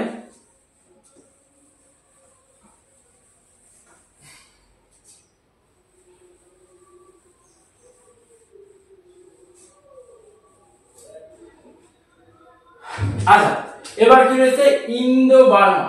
ইন্দো বার্মা কি আমাদের ইন্ডিয়া আর কি আর বার্মার অংশ নিয়ে। ঠিক আছে, বার্মা আছে এরকম, ম্যাপটা দেখবি, ম্যাপ দেখলে বুঝতে পারবি। ঠিক আছে, ম্যাপ না দেখে কিন্তু মুখস্থ করতে পারবি না, ম্যাপ দেখবি, ম্যাপ দেখলে বুঝতে পারবি। এরকমের আছে অনেকটা, বার্মা অনেকটা এরকমের। ঠিক আছে, এইবার দেখ ইন্দো বার্মা, ইন্দো বার্মাতে কি আছে, ইন্দো বার্মার প্রথমে অবস্থানটা জানি। ইন্দো বার্মা কোথায় রয়েছে, আমাদের ভারতের যে উত্তর পূর্ব অঞ্চল রয়েছে, অর্থাৎ এই অঞ্চলটা, এটা হলো ভারতের উত্তর পূর্ব অঞ্চল। ঠিক আছে, কোন অঞ্চলটা, এই অঞ্চলটা, এই যে এইখানটাতে, এই যে আমাদের মনে কর এখানটাতে ওয়েস্ট বেঙ্গল আছে, এই বয়ের মতো দেখতে আমাদের ওয়েস্ট বেঙ্গল। আচ্ছা, এইখানটাতে একটা জিনিস দেখ, এই ওপরের যে অঞ্চলগুলো ছিল, এখন যেটা দাগ দিচ্ছি, এই অঞ্চলটা কি ছিল, এই অঞ্চলটাও পূর্ব হিমালয়ের অন্তর্গত ছিল। পূর্ব হিমালয়ের অন্তর্গত কোনটা, যেখানে হিমালয় পর্বতের রেঞ্জ চলে গেছে। রেঞ্জ মানে কি, পর্বতের রেঞ্জ মানে কি, অনেকগুলো পাহাড় নিয়ে কি করে একটা কি পর্বত শ্রেণী তৈরি হয় বা রেঞ্জ তৈরি হয়। তাহলে এই রেঞ্জের নিচেই আরো তো অঞ্চল রয়েছে, এই রেঞ্জের নিচে এই যে এখন যেটা দাগ দিচ্ছি, এখানটাতে কি রয়েছে, ত্রিপুরা রয়েছে, নাগাল্যান্ড রয়েছে, ত্রিপুরা, নাগাল্যান্ড, তারপরে কি রয়েছে, ত্রিপুরা, নাগাল্যান্ড, মণিপুর। এই যে অঞ্চলগুলো দেখতে, ত্রিপুরা, নাগাল্যান্ড, মণিপুর, এই অঞ্চলগুলোর যে সমভূমি অঞ্চল, সেই সমভূমিতে যেসব বন পাওয়া যায় এবং কি ওখানেও কিন্তু পাহাড় আছে। ঠিক আছে, কিন্তু সেই পাহাড়ের রেঞ্জ কি এই হিমালয় পর্বতের রেঞ্জের সঙ্গে এক নয়, বা হিমালয় পর্বত শ্রেণীর সঙ্গে এইখানকার রেঞ্জ বা এখানকার পর্বত শ্রেণী আলাদা। সেই অঞ্চল অর্থাৎ ত্রিপুরা, নাগাল্যান্ড, মণিপুর, এই অঞ্চলগুলোর যে সমভূমি অঞ্চল, সমভূমিতে যেসব বনাঞ্চল পাওয়া যায়, সেই বনাঞ্চল আর কি ত্রিপুরা, নাগাল্যান্ড, মণিপুরের মধ্যে যে কি রয়েছে, হিমালয় রেঞ্জ রয়েছে, সেই রেঞ্জটা ছেড়ে অন্য যেসব পর্বতের রেঞ্জ রয়েছে, সেই অঞ্চল নিয়ে কি আমাদের ইন্ডিয়ার ইন্দো বার্মা হটস্পটের অংশটা অবস্থিত। ক্লিয়ার হয়েছে? আর কোথায় রয়েছে, আর এটা চলে গেছে এখানে বার্মার কিছুটা রয়েছে, বার্মাতে কিছুটা রয়েছে এই হটস্পট। তারপরে কোথায় রয়েছে, ভিয়েতনামে রয়েছে, লাওসে রয়েছে, সব এই যে আমি যেটা আঁকলাম না এর মধ্যে, এখানে বার্মা আছে মনে কর, এখানটাতে ভিয়েতনাম, লাওস, এরকম করে এই জায়গাগুলো বিভক্ত। ঠিক আছে, তাহলে এখানটাতে ক্লিয়ার রয়েছে। তাহলে ইন্দো বার্মা কোথায়, আমাদের ভারতের কোথায় রয়েছে, ভারতের ত্রিপুরা, নাগাল্যান্ড, আর কোনটা, মণিপুর। এইগুলোর কি এই অঞ্চলগুলোর একটা পার্টিকুলার, এই অঞ্চলগুলোর সমভূমিতে যে কি রয়েছে, যে বনাঞ্চল রয়েছে, সেই বনাঞ্চল আর কি আর এই হিমালয় ছাড়া যে পর্বত শ্রেণী রয়েছে তার মধ্যে যে বনাঞ্চল রয়েছে সেই বনাঞ্চল কি রয়েছে এই হটস্পটের অন্তর্গত ইন্দো বার্মা। তারপরে আর কি আছে ইন্দো বার্মাতে? মণিপুর রয়েছে, মায়ানমার বা বার্মা রয়েছে, মায়ানমারের আরেক নাম তো বার্মাই ছিল। তারপরে কি রয়েছে? ভিয়েতনাম রয়েছে, লাওস রয়েছে, ভিয়েতনাম, লাওস। তারপরে দক্ষিণ চীন, চীনের দক্ষিণ দিক, দক্ষিণ চীন কিন্তু এই ইন্দো বার্মার অন্তর্গত, ইন্দো বার্মা হটস্পটের অন্তর্গত। এটুকু তোদের সবার ক্লিয়ার হয়েছে আশা করছি।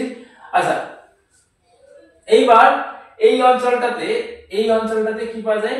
এই অঞ্চলটাতেও প্রায় 13,500 প্রজাতির, 13,500 প্রজাতি, বুঝতে 13,500 প্রজাতির কি পাওয়া যায়?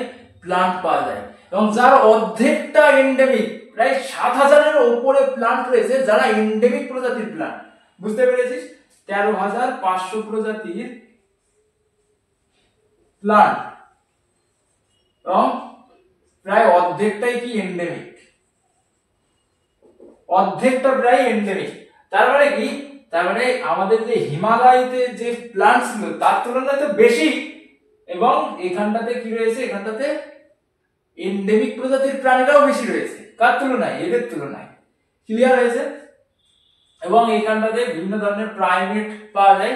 সব থেকে ইম্পর্টেন্ট হলো এখানে এক ধরনের স্বাদু জলের কচ্ছপ পাওয়া যায় প্রাণীদের মধ্যে।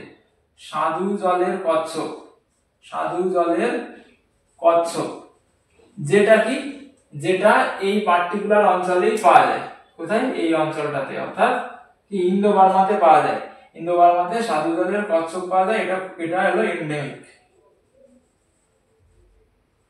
এন্ডেমিক, এটা খুব পরীক্ষার জন্য ইম্পর্টেন্ট। তাছাড়া এখানটাতে বানর, লেঙ্গুর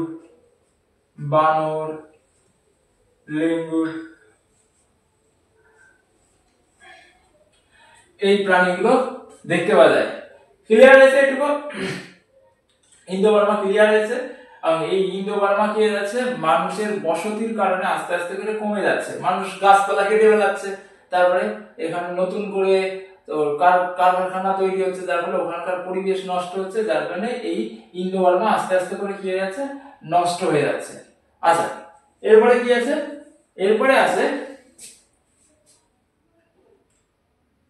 এরপরে রয়েছে সুন্দাল্যান্ড। আচ্ছা, আমি এইটুকু মুছে দিচ্ছি,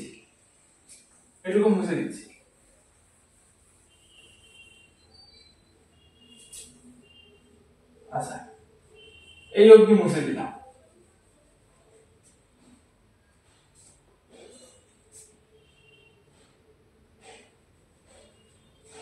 এটুকু বুঝতে পারলি? এবার দেখ সুন্দাল্যান্ড কি? সুন্দাল্যান্ড হলো আমাদের ভারতে যে দ্বীপপুঞ্জ রয়েছে, জানিস এইখানটাতে রয়েছে। তো আমাদের ভারতের সব থেকে দক্ষিণতম বিন্দু কিন্তু এই দ্বীপগুলোর, অর্থাৎ আন্দামান নিকোবর দ্বীপপুঞ্জ। এটা কিন্তু আমাদের ভারতেরই অংশ না? আন্দামান নিকোবর,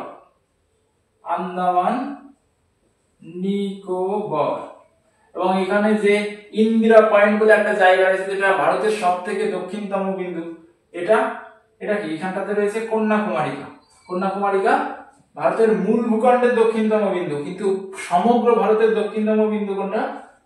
এখানে যে দ্বীপ রয়েছে নিকোবরে কি আছে? ইন্দিরা পয়েন্ট রয়েছে, এটা হলো আমাদের ভারতের দক্ষিণতম বিন্দু। আচ্ছা, এইবারে এটা কেন বলছি, এই আন্দামান নিকোবরের কথা কেন বলছি? কারণ এই আন্দামান অর্থাৎ নিকোবর যে অঞ্চলটা, এই অঞ্চলটা সুন্দাল্যান্ডের অন্তর্গত।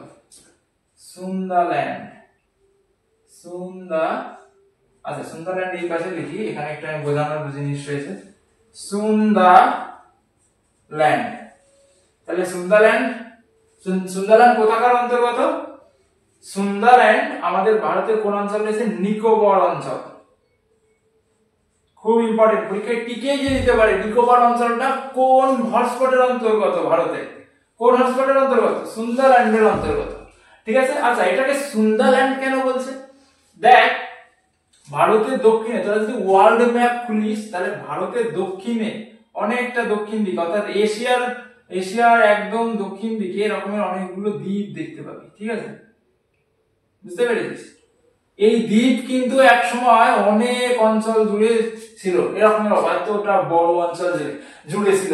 এবং একটা সময় যে সময়টাতে কি করছিল, বরফের যুগ চলছিল, ঠিক আছে, বরফের আইস এজ, তোরা জানিস এই সময়টাতে বরফের যুগ চলছিল। সেই সময়টা এই টোটাল অঞ্চলটা এরকমের একটা কি ছিল, এই সমুদ্র দিয়ে ঘেরা ছিল, চারপাশে কি ছিল, সমুদ্র ছিল, কিন্তু এই চারপাশে কি ছিল, সমুদ্র ছিল, আর এটা কি ছিল, একটা কন্টিনেন্ট ছিল।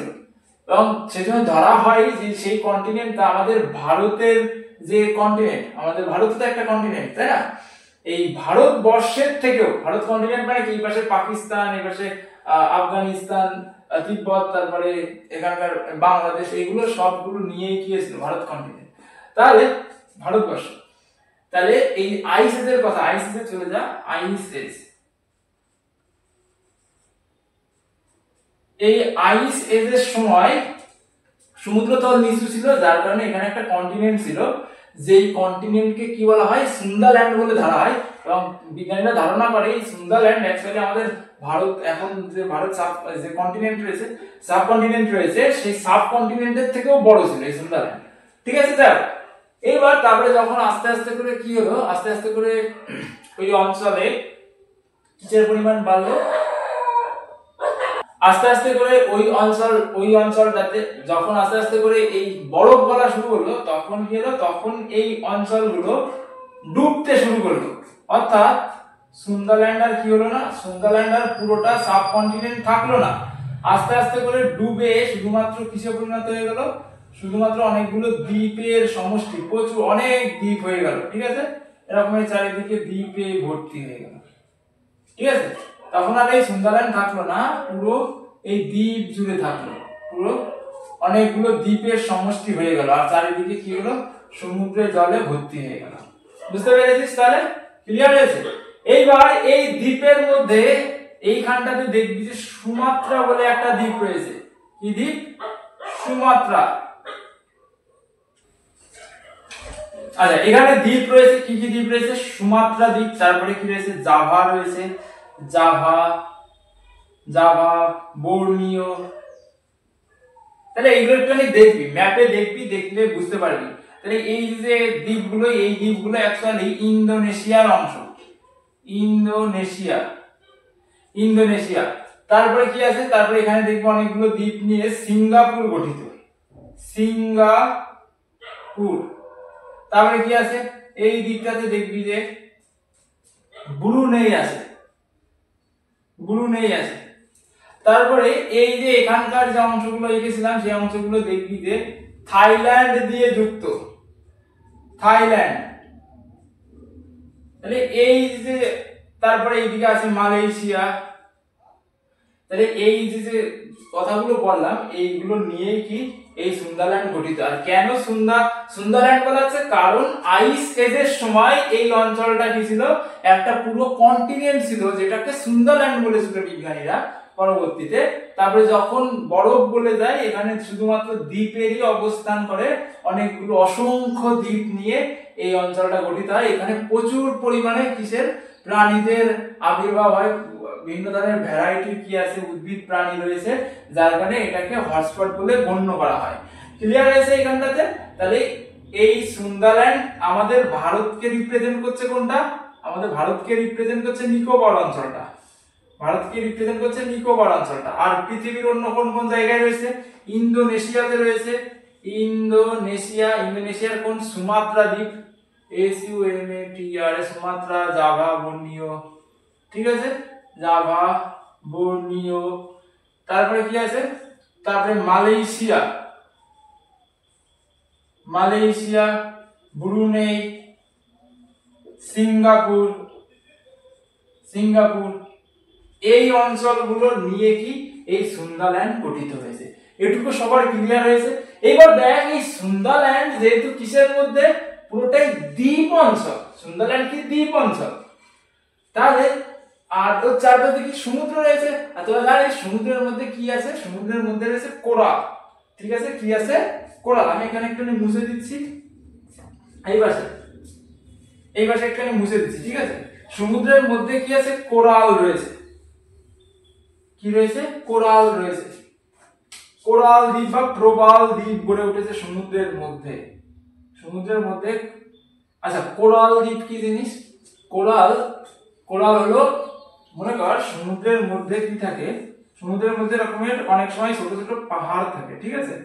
এইবার বা কি থাকে, বা মনে কর কন্টিনেন্টের ধার থাকে, বা মহাদেশের যে ধার, জানিস মহাদেশ কি অনেকগুলো প্লেটের সমন্বয়ে গঠিত, এরকম প্লেট রয়েছে, তো প্লেটের ধার থাকে সমুদ্রের মধ্যে দিয়ে। সেই ধার ঘেঁষে এক ধরনের প্রাণী কোরাল বলে এক ধরনের প্রাণী এরকমের করে বাসা বাঁধে, ঠিক আছে। কোরাল বলে এক ধরনের প্রাণী আছে যারা বাসা বাঁধে। এই কোরাল গুলো কি করে, সমুদ্রের জলে যে কার্বনেট থাকে, সমুদ্রের জলে যে ক্যালসিয়াম থাকে, সেই ক্যালসিয়াম গুলো গ্রহণ করে ও চারপাশ দিয়ে এরকমের করে আস্তরণ তৈরি করে, ঠিক আছে। ক্যালসিয়াম কার্বনেটের আস্তরণ তৈরি করে। আর এই ক্যালসিয়াম কার্বনেটের যখন আস্তরণ তৈরি করে, এরকমের করে বিভিন্ন ধরনের আস্তরণ তৈরি করে, যার ফলে দেখেছিস, দেখ এরকমের মানে বিভিন্ন ধরনের একটা আকৃতির শেপের তৈরি হয়, বিভিন্ন ধরনের শেপের তৈরি হয়, এরকমের শেপ তৈরি হয়। এই শেপের মধ্যে কি করে, বিভিন্ন ধরনের প্রাণী, যেরকম লবস্টার, তারপরে স্টারফিশ, তারপর বিভিন্ন ধরনের মলাস্কা, শ্রিম্প, এইগুলো বসবাস করে। তাহলে এই সুন্দরল্যান্ডের মধ্যে যেসব প্রাণী পাওয়া যাবে, সেসব প্রাণীগুলো সাধারণত কি, সেসব প্রাণী সাধারণত মলাস্কা, তারপরে সামুদ্রিক প্রাণী হবে, মলাস্কার মধ্যে লবস্টার রয়েছে, শ্রিম্প রয়েছে, তারপরে কি আছে, কোরাল বলে যে প্রাণীটার কথা বললাম, কোরাল দিন পাওয়া যাবে ওখানটাতে। তারপরে ওখান থেকে আরো কি পাওয়া যেতে পারে, বিভিন্ন ধরনের ফিশ, যেমন ক্লাউন ফিশ পাওয়া যেতে পারে। আরো কি আছে, আরো ওখানে তিমি পাওয়া যাবে, তাই না, হোয়েল পাওয়া যাবে, হোয়েল, ওই অঞ্চলটাতে কি পাওয়া যাবে, হোয়েল পাওয়া যাবে, তাই তো। তারপরে কি পাওয়া যাবে, কুমির পাওয়া যাবে। তাহলে সুন্দরল্যান্ডে কি কি প্রাণী পাওয়া যাবে ক্লিয়ার হয়েছে, কেন ওই প্রাণীগুলো পাওয়া যাবে সেটাও ক্লিয়ার হয়েছে। আর এই সুন্দরল্যান্ড যেহেতু কিসের, সমুদ্রের নোনা জলের কাছাকাছি অবস্থান করছে, তার জন্য এখানে যে বন অঞ্চলগুলো, বেশিরভাগটাই কেমন হবে, ম্যানগ্রোভীয় বনাঞ্চল দেখতে পাওয়া যাবে, ঠিক আছে। যেরকম ওখানে কিন্তু সুন্দরী গাছ পাওয়া যায়, ক্লিয়ার আছে। এই আমাদের যে নিকোবর দ্বীপ রয়েছে, নিকোবর দ্বীপে কি পাওয়া যাবে, সুন্দরী গাছ পাওয়া যাবে। তোদের বইয়ে খুব বেশি ডিটেলস নেই, কিন্তু তোদের বুঝতে হলে এখানে ডিটেলসলি পড়তে হবে, যার কারণে আমি একটু ডিটেলসলি বলছি। তোরা জাস্ট শুনে একবার তোদের বই রিডিং করবি, আমি আশা করছি তোদের বই পুরোটাই বুঝতে পারবি, নিজেরাই বুঝতে পারবি আমি কি বলতে চাচ্ছি। তাহলে তোদের কাজ হবে আমার কথাটা শোনা, পুরোটা শোনা, শুনে তারপরে বই দেখে একবার পড়া, ক্লিয়ার হয়েছে এখানটাতে। এবার বুঝে দিলাম আমি সুন্দরল্যান্ড। এরপরে কি আছে, ওয়েস্টার্ন ঘাট রয়েছে, ওয়েস্টার্ন ঘাট আর শ্রীলঙ্কা রয়েছে, তাই না। জানিস তোরা ওয়েস্টার্ন ঘাট কোথায়, বলতে পারবি? ওয়েস্টার্ন ঘাট রয়েছে আমাদের ভারতের কোন দিকে, পশ্চিম দিকে কোথায়, কোঙ্কন আর মালাবার উপকূলের পাশ দিয়ে, কি রয়েছে, যে অঞ্চলটা রয়েছে, এই যে এখান থেকে গুজরাটের নিচের থেকে এই পর্যন্ত কোঙ্কন উপকূল, তোরা পড়েছিস ভূগোলে, কোঙ্কন উপকূল। আর এখান থেকে এইটুকু কি, মালাবার উপকূল, আর এখানটাতে কি রয়েছে, আরব সাগর রয়েছে, ঠিক আছে। কি আছে, আরব সাগর। কোঙ্কন উপকূল আর মালাবার উপকূল, এই উপকূলের পাশ দিয়ে কি পাওয়া যায়, এটা পর্বত শ্রেণী পাওয়া যায়, ঠিক আছে। এই পর্বত শ্রেণীকেই কি বলা হয়, এই পর্বত শ্রেণীকেই পশ্চিম ঘাট পর্বতমালা বলা হয়। কেন, কারণ অনেকগুলো পর্বতের সমন্বয়ে গঠিত, যার কারণে এটা হলো পর্বত শ্রেণী বা পর্বতমালা। তাহলে কোথায় পাওয়া যায়, কোঙ্কন আর মালাবার উপকূলের ধার ঘেঁষে পাওয়া যায়। এটা কি, আরব সাগরের কাছে অবস্থিত। আর কি, আমাদের ভারতের একদম নিচের দিকে রকমের বয়ের মতো একটা অঞ্চল রয়েছে, এটাকে কি বলা হয়, শ্রীলঙ্কা বলা হয়, শ্রীলঙ্কা, ঠিক আছে। তাহলে এই যে অঞ্চলটা আমি দাগ দিলাম, পশ্চিম ঘাট পর্বতমালা, এই পশ্চিম ঘাট পর্বতমালাতে কি আছে, এই পশ্চিম ঘাট পর্বতমালাতে প্রচুর পরিমাণে উদ্ভিদ এবং প্রাণী দেখতে পাওয়া যায়, আর ওখানে এন্ডেমিক প্রজাতির প্রাণী দেখতে পাওয়া যাবে। ক্লিয়ার হয়েছে? এইবার দেখ এইখানকার যে জিওগ্রাফি, সেই জিওগ্রাফি অন্য জায়গার তুলনায় আলাদা। কিভাবে?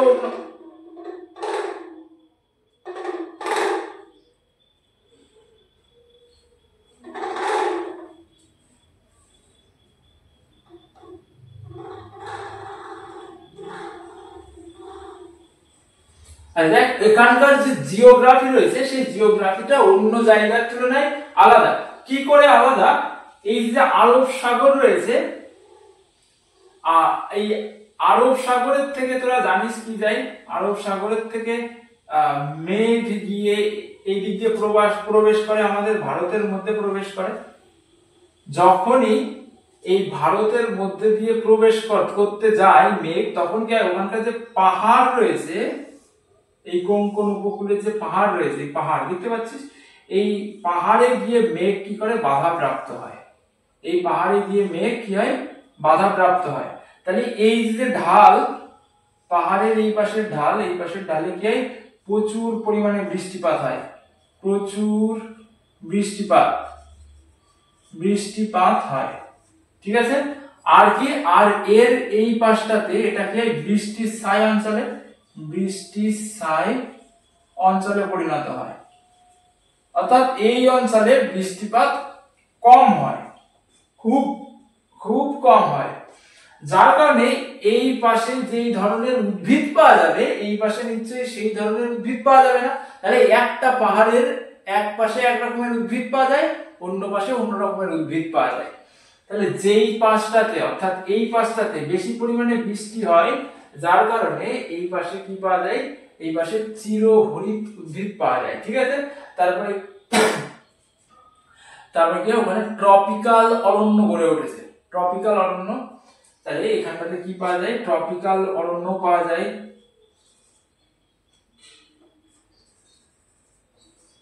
ট্রপিক্যাল ফরেস্ট, ট্রপিক্যাল ফরেস্ট গড়ে উঠেছে। তারপরে কি আছে? তারপরে ট্রপিক্যাল ফরেস্ট মানে ক্রান্তীয় অরণ্য। তারপরে এখানে পাহাড়ি যে বন, পাহাড়ি বন গড়ে উঠেছে, পাহাড়ি বন গড়ে উঠেছে এইখানটাতে। ঠিক আছে? ট্রপিক্যাল ফরেস্ট দেখতে পাওয়া যায়, পাহাড়ি বন দেখতে পাওয়া যায়। আর এই পাশটাতে বৃষ্টি কম হওয়ার কারণে বৃষ্টির ছায় অঞ্চলে কি হয়? ছোট ছোট ঘাস জাতীয় উদ্ভিদ জন্মে। কি জন্মে? ঘাস জাতীয় উদ্ভিদ জন্মে। তাহলে ঘাস জাতীয় কি পাওয়া যায়? উদ্ভিদও এখানটাতে পাওয়া যায়। এই ধরনের বন অঞ্চল গড়ে উঠেছে, 3 ধরনের বন অঞ্চল এইখানটাতে দেখতে পাওয়া যায়।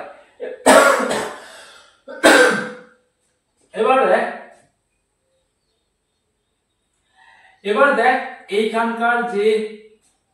এইখানকার যে প্রাণী রয়েছে, কি কি প্রাণী পাওয়া যায় তোরা জানিস।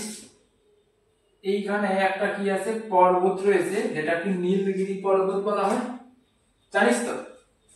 পশ্চিমঘাট পর্বতের একদম পাদদেশের দিকে কি আছে? নীলগিরি পর্বত বলে একটা পর্বত রয়েছে। তা ওখানে এক ধরনের থার বলে একটা প্রাণী রয়েছে, ছাগলের মতো দেখতে। ঠিক আছে? শিং এরকমের বাঁকানো, যেটাকে বলা হয় নীলগিরি থার। দেখবি গুগলে সার্চ দিলেই দেখতে পাবি। ঠিক আছে? এরকমের শিং বাঁকানো। ঠিক আছে? যেটা পাহাড়ের উপর দিয়ে কি করতে পারে? পাহাড়ের উপর দিয়ে চড়ে বেড়াতে পারে। ঠিক আছে? এরকমের বাঁকানো থাকে শিং। তাহলে তোরা দেখবি একটা গুগলে সার্চ দিয়ে। তাহলে এটাকে কি বলা হয়? নীলগিরি থার। এখানটাতে কি পাওয়া যায়? নীলগিরি থার পাওয়া যায়। তাহলে প্রথম হলো কি প্রাণী পাওয়া যাবে? নীলগিরি থার পাওয়া যাবে। ক্লিয়ার হয়েছে? তাহলে এই একটা জিনিস মুখস্থ রাখবি। আর এই অঞ্চলটা কোন কোন অঞ্চল নিয়ে গঠিত? আমাদের পশ্চিমঘাট পর্বতমালা নিয়ে আর শ্রীলঙ্কা নিয়ে গঠিত, যেটাকে কি বলা আছে? পশ্চিমঘাট পর্বতমালা বলা হচ্ছে। তাহলে আশা করছি তাহলে আশা করছি তোরা সবাই কি করতে পেরেছিস, তোরা সবাই এই হটস্পট সম্পর্কে বুঝতে পেরেছিস। এই যে 4টে হটস্পট ছিল, এই 4টে হটস্পট আমাদের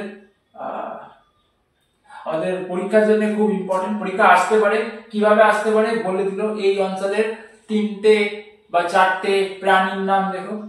তাহলে 4টে যদি বলে, এখানে নীলগিরি থার ছাড়া আর কি আছে, 4টে মনে করো এখানে ইন্ডিয়ান টাইগার পাওয়া যায়, ইন্ডিয়ান টাইগার, ঠিক আছে। তারপর ইন্ডিয়ান টাইগার পাওয়া যায়, তারপরে জায়ান্ট স্কুইরেল পাওয়া যায়, জায়ান্ট স্কুইরেল পাওয়া যায়। তারপরে লায়ন টেল ম্যাকাও পাওয়া যায়, ঠিক আছে। লায়ন টেল ম্যাকাও, কারণ ম্যাকাও বাদরের মতো দেখতে হয়, ঠিক আছে। এবং এই ম্যাকাওটা কি, এই ম্যাকাও মনে করো এটা হলো ম্যাকাও, ঠিক আছে। যাও গুগল থেকে একটুখানি দেখে নিবি, ম্যাকাও এখন আঁকা সম্ভব না দেখে। তাহলে লায়ন টেল কি ম্যাকাও পাওয়া যায়। এই লায়ন টেল ম্যাকাওটা কিন্তু এন্ডেঞ্জার্ড প্রাণী ওখানকার। লায়ন টেল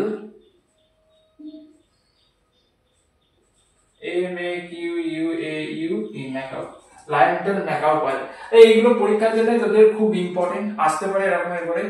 ওই অঞ্চলের 4টে কিসের নাম বলো, ওই 4টে প্রাণীর নাম লেখো, ঠিক আছে। তাহলে লিখতে পারবি। আমি এখানে সবগুলোরই 4টে করে এক্সাম্পল দিয়ে দিয়েছি, তো আশা করছি তোরা সবাই পারবি। আর যদি বলে ভারতের 4টি হটস্পটের নাম দেখো, তাহলে লিখতে পারবি। হটস্পটের 2টো শর্ত কি সেটা আসতে পারে। তারপরে কি আসতে পারে, কোন অঞ্চল নিয়ে হটস্পট গঠিত সেটাও আসতে পারে, যদি প্রশ্ন কঠিন করে, যদিও আসে না কিন্তু আসতেই পারে। তাহলে 4টি হটস্পটের বর্ণনা দাও, এইভাবে প্রশ্ন আসতে পারে। তাহলে এইটুকু। এন্ডেমিক প্রজাতি বলতে কি যায়, এটা আসতে পারে। বারবার আমি এন্ডেমিক প্রজাতি পড়িয়ে দিয়েছি। এখানটাতে দেখ ক্যাঙ্গারু ছবি আঁকাও রয়েছে, তাহলে ক্যাঙ্গারু কি একটা এন্ডেমিক প্রজাতি। তাহলে এইটুকু আশা করছি তোদের কোনো অসুবিধা নেই এখানটাতে। এবং সবার লাস্টে কি রয়েছে, জীববৈচিত্র্য হ্রাস, জীববৈচিত্র্য হ্রাসের কারণ সম্পর্কে। এখন আমি জীববৈচিত্র্য হ্রাসের কারণ সম্পর্কে পড়িয়ে দিচ্ছি, ঠিক আছে। আমি এগুলো মুছে দিচ্ছি, তারা তাদের বুঝতে পারবি। দেখ জীববৈচিত্র্য হ্রাসের কারণ কি, তোরা অলরেডি জেনে গেছিস, তোরা অলরেডি নিজেরাই বলতে পারবি জীববৈচিত্র্য হ্রাসের কারণ কি। আমার বলা লাগবে না, আমার আগেই তোরা বলতে পারবি। আচ্ছা, প্রথম যে কারণটা রয়েছে সেটা হলো হ্যাবিট্যাট লস এন্ড ফ্রাগমেন্টেশন, ঠিক আছে। হ্যাবিট্যাট লস মানে কি, ওরা যে পরিবেশে যে জায়গায় বাস করে কোনো একটা প্রাণী, সেই জায়গাটা কি হয়ে যাচ্ছে, নষ্ট হয়ে যাচ্ছে। তাহলে জীববৈচিত্র্য হ্রাসের, এখন এটা পড়বো, জীববৈচিত্র্য হ্রাস। তাহলে জীববৈচিত্র্য হ্রাসের প্রধান কারণ কি, কালি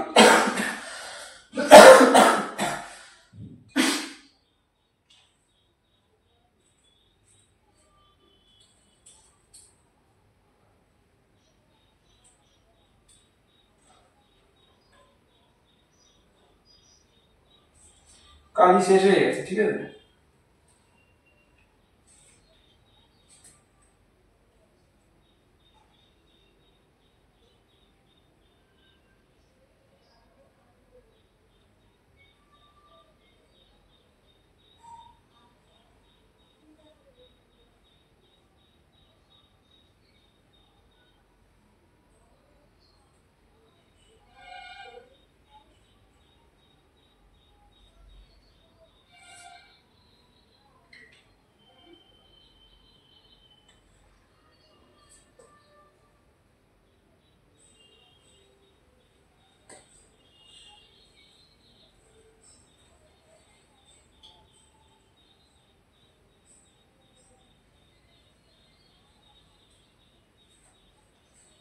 আচ্ছা, জীববৈচিত্র্য হ্রাসের কারণ কি, প্রথম যে কারণ রয়েছে সেটা হলো হ্যাবিট্যাট লস এন্ড ফ্রাগমেন্টেশন।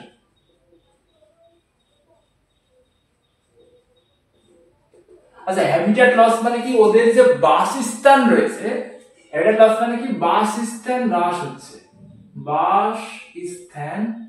স্থান হ্রাস এবং খণ্ডীকরণ। বাসস্থান হ্রাস মানে কি, ওরা যে কোনো একটা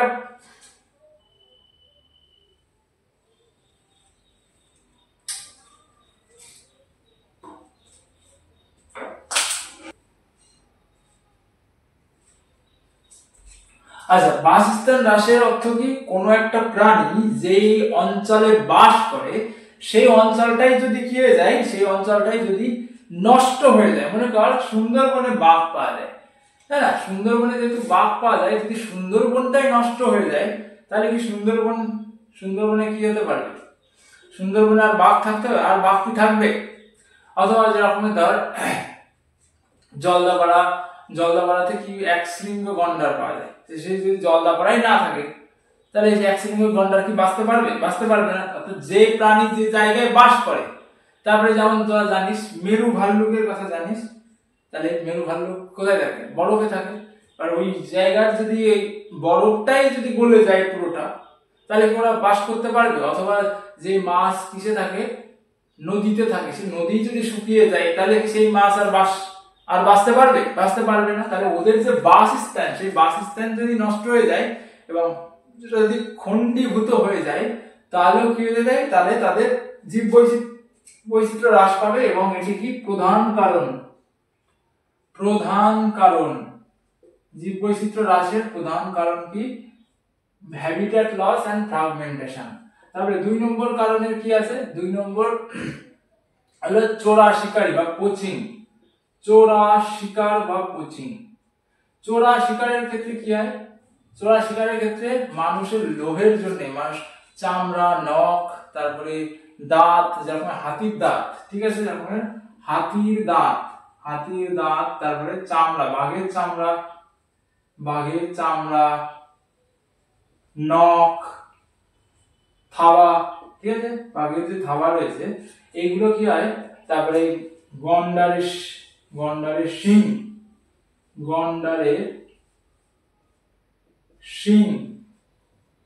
এইগুলো কি হয়? এইগুলো মানুষ ব্ল্যাক মার্কেটে বিক্রি করে, ব্ল্যাক মার্কেটে প্রচুর দাম দিয়ে বিক্রি হয়। তাছাড়া কি হয়? তাছাড়া অনেক জায়গায় এরকম কুসংস্কার চালু আছে যে গন্ডারের শিং দিয়ে কি করা হয়? গন্ডারের শিং দিয়ে মেডিসিনে ব্যবহার করে। চাইনিজ যে মেডিসিন রয়েছে সেই মেডিসিনে কিন্তু ওদের যে ট্র্যাডিশনাল যে মেডিসিন রয়েছে তার মধ্যে এই গন্ডারের শিং ব্যবহার করা হয়। তাহলে গন্ডারের শিং কি করে? ওরা তো গন্ডার মেরে ফেলে। তারপরে কি বেশি দামে বিক্রি করার জন্য গন্ডার মারে, চামড়ার জন্য গন্ডার মারছে, নখের জন্য, খাবার জন্য গন্ডার বাঘ মেরে ফেলাচ্ছে, হাতির দাঁত নিয়ে যাচ্ছে। তাই এইগুলো যদি করছে, এই চোরা শিকারের ফলে কি আছে? ওরা মারা যাচ্ছে। তার জন্য চোরা শিকারের ফলে জীব বৈচিত্র্য হ্রাস পায়। তারপরে 3 দাগে কি আছে? Over exploitation. কি আছে? ওভার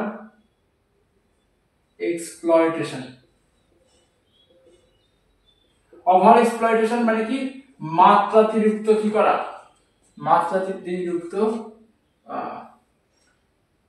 এক্সপ্লয়েট করা, ঠিক আছে। যেমন ধর যদি কোনো বনাঞ্চল থেকে বেশি পরিমাণে গাছ কেটে ফেলে, ঠিক আছে, যেরকম সেগুন গাছ বা শাল গাছ যদি বেশি পরিমাণে কেটে নিয়ে যায়, তাহলে শাল গাছ একটা সময় হ্রাস পাবে। তো যেটা কি আছে? মানুষের লোভের জন্য এই ওভার এক্সপ্লয়েট করছে, বেশি পরিমাণে ব্যবহার করছে জিনিসপত্রগুলো, আর বেশি পরিমাণে ব্যবহার করার ফলে একটা সময় ওইগুলো নষ্ট হয়ে যাচ্ছে, একটা সময় জীব বৈচিত্র্য হ্রাস পাচ্ছে। তাহলে ওভার এক্সপ্লয়টেশন কি? এই জীব বৈচিত্র্য হ্রাসের আরেকটা কারণ। তারপরে কি আছে? তারপরে বহিরাগত উদ্ভিদ এবং প্রাণীর অনুপ্রবেশ।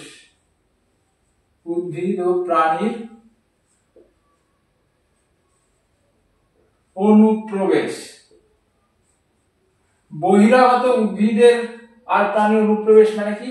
বহিরাগত যেই উদ্ভিদগুলো আমাদের এইখানে বসতি না, সেই উদ্ভিদগুলো অন্য দেশের থেকে আমাদের এইখানে এসেছিল কোনোভাবে, হয়তোবা বীজের মাধ্যমে এসেছিল অথবা কেউ নিয়ে এসেছিল, কিন্তু এখানে নিয়ে এসে ওরা কি করছে? এইখানকার যারা স্থানীয় প্রজাতির উদ্ভিদ রয়েছে তাদের সঙ্গে বা স্থানীয় প্রজাতির যে প্রাণী রয়েছে তাদের সঙ্গে প্রতিযোগিতায় ওরা এগিয়ে যাচ্ছে এবং এখানকার স্থানীয় প্রজাতিদেরকে এলিমিনেট করে দিচ্ছে।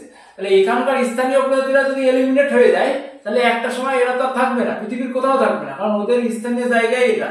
কিন্তু ওই বহিরাগত উদ্ভিদ এখানে আসার ফলে বা প্রাণী এখানে অনুপ্রবেশের করার ফলে জীব বৈচিত্র্য তাহলে হ্রাস পাচ্ছে। দেখ এরকম বহিরাগত উদ্ভিদ কি আছে, ল্যান্টানা ক্যামেরা, কি আছে ল্যান্টানা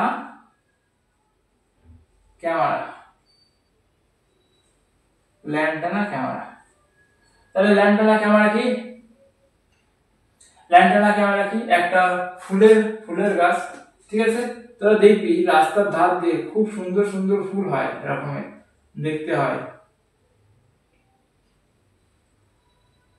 লাল রঙের হয়, তারপরে হলুদ রঙের হয়, কমলা রঙের হয়, দেখতে খুব ভালো লাগে, থোকা থোকা হয়ে থাকে, ঠিক আছে, এরকমের দেখতে হয় অনেকটা। ওর পাতা হলো তুলসী গাছের পাতার মতো, এরকমের হয় ফুলগুলো দেখতে, ঠিক আছে। তারপরে অনেকটা এরকমের পাতা হয়, রাস্তার ধার দিয়ে এরকমের হয়ে থাকে। তাহলে এই ল্যান্টানা ক্যামেরা কিন্তু আমাদের এখানকার উদ্ভিদ নয়, এরা কি করে আমাদের এখানকার উদ্ভিদের সঙ্গে প্রতিযোগিতায় টিকে থাকে বেশি পরিমাণে। তাহলে ওরা কি করে বেশি পরিমাণে এখানকার মাটিতে যে কি আছে, এখানকার মাটিতে যে ফার্টিলাইজার কি বলে, এখানকার মাটিতে যে সার রয়েছে সেইগুলোকে বেশি করে ব্যবহার করে। আর এখানকার স্থানীয় যে উদ্ভিদ রয়েছে তারা কি করতে পারে না, এদের সঙ্গে টিকে থাকতে পারে না, যার কারণে এরা আস্তে আস্তে করে, যার কারণে এখানকার যে দেশীয় উদ্ভিদগুলো রয়েছে তারা আস্তে আস্তে করে কি হয়ে যায়, বিলুপ্ত হয়ে যায়। ল্যান্টানা ক্যামেরা রয়েছে। তারপরে গাজর ঘাস বা পার্থেনিয়াম, গাজর ঘাস বা পার্থেনিয়াম রয়েছে। এই গাজর ঘাস কিন্তু তোরা দেখবি রাস্তার ধার দিয়ে এরকমের পাতার এক ধরনের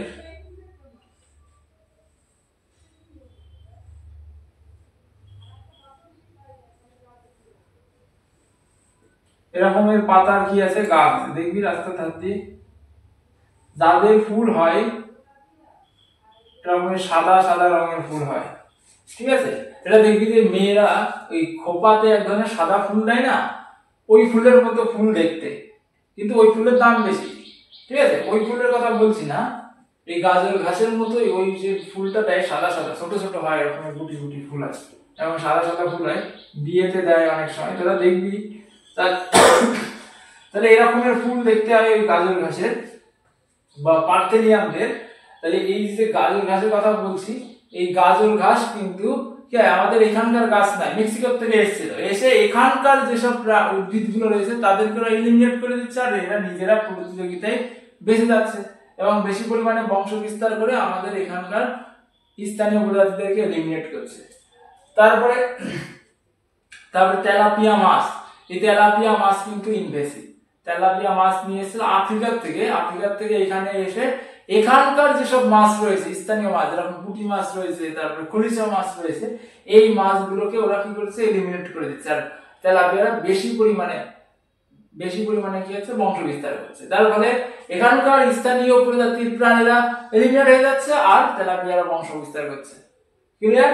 তাহলে জীব বৈচিত্র্য হ্রাস পাবে তো তার কারণ কি, এখানকার স্থানীয় প্রজাতির উদ্ভিদ প্রাণীরা এখানেই বসবাস করে একমাত্র, পৃথিবীর অন্য জায়গায় পাওয়া যাবে না। তাহলে ওরা যদি এখান থেকে এলিমিনেট হয়ে যায়, পৃথিবীর আর কোথাওই ওদেরকে পাওয়া যাবে না, যার কারণে কি হচ্ছে, এই জীব বৈচিত্র্য হ্রাস পাচ্ছে।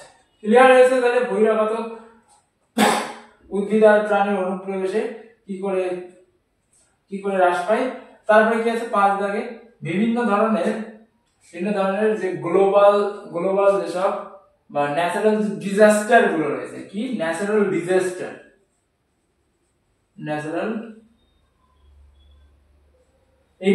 ডিজাস্টারের ফলেও কিন্তু জীব বৈচিত্র্য হ্রাস পায়। ন্যাচারাল ডিজাস্টার গুলোর মধ্যে কি আছে, রকমের দাবানল হচ্ছে, সুনামি, তারপরে সুনামি, এগুলো কি, তারপরে ঝড়, তাই না, দাবানল, সুনামি, ঠিক আছে। এইগুলোর ফলেও কিন্তু, এই ন্যাচারাল ডিজাস্টারের ফলেও কিন্তু জীব বৈচিত্র্য হ্রাস পাচ্ছে। মানে একটা বনে যদি আগুন ধরে যায়, ওখানকার গাছপালা তো মারা যাবেই, ওখানকার যে প্রাণী সেই প্রাণীরাও মারা যেতে পারে, মারা তো যাবেই। তাহলে এই ন্যাচারাল ডিজাস্টারের ফলে কি হয়ে যাচ্ছে, তারপরে বন্যা, এদের ফলে জীববৈচিত্র্য হ্রাস পাচ্ছে। আশা করছি তোরা বুঝতে পেরেছিস সবকিছু। তোদের পরীক্ষায় প্রশ্ন আসতে পারে জীববৈচিত্র্য হ্রাসের কারণগুলো সম্পর্কে লেখো। জীববৈচিত্র্য হ্রাসের কারণগুলো সম্পর্কে যদি লিখতে বলে এগুলোই তোদের লিখতে হবে। ওইটার জন্য ইম্পর্টেন্ট 4 মার্কসের প্রশ্ন আসতে পারে। তাহলে জীববৈচিত্র্য হ্রাসের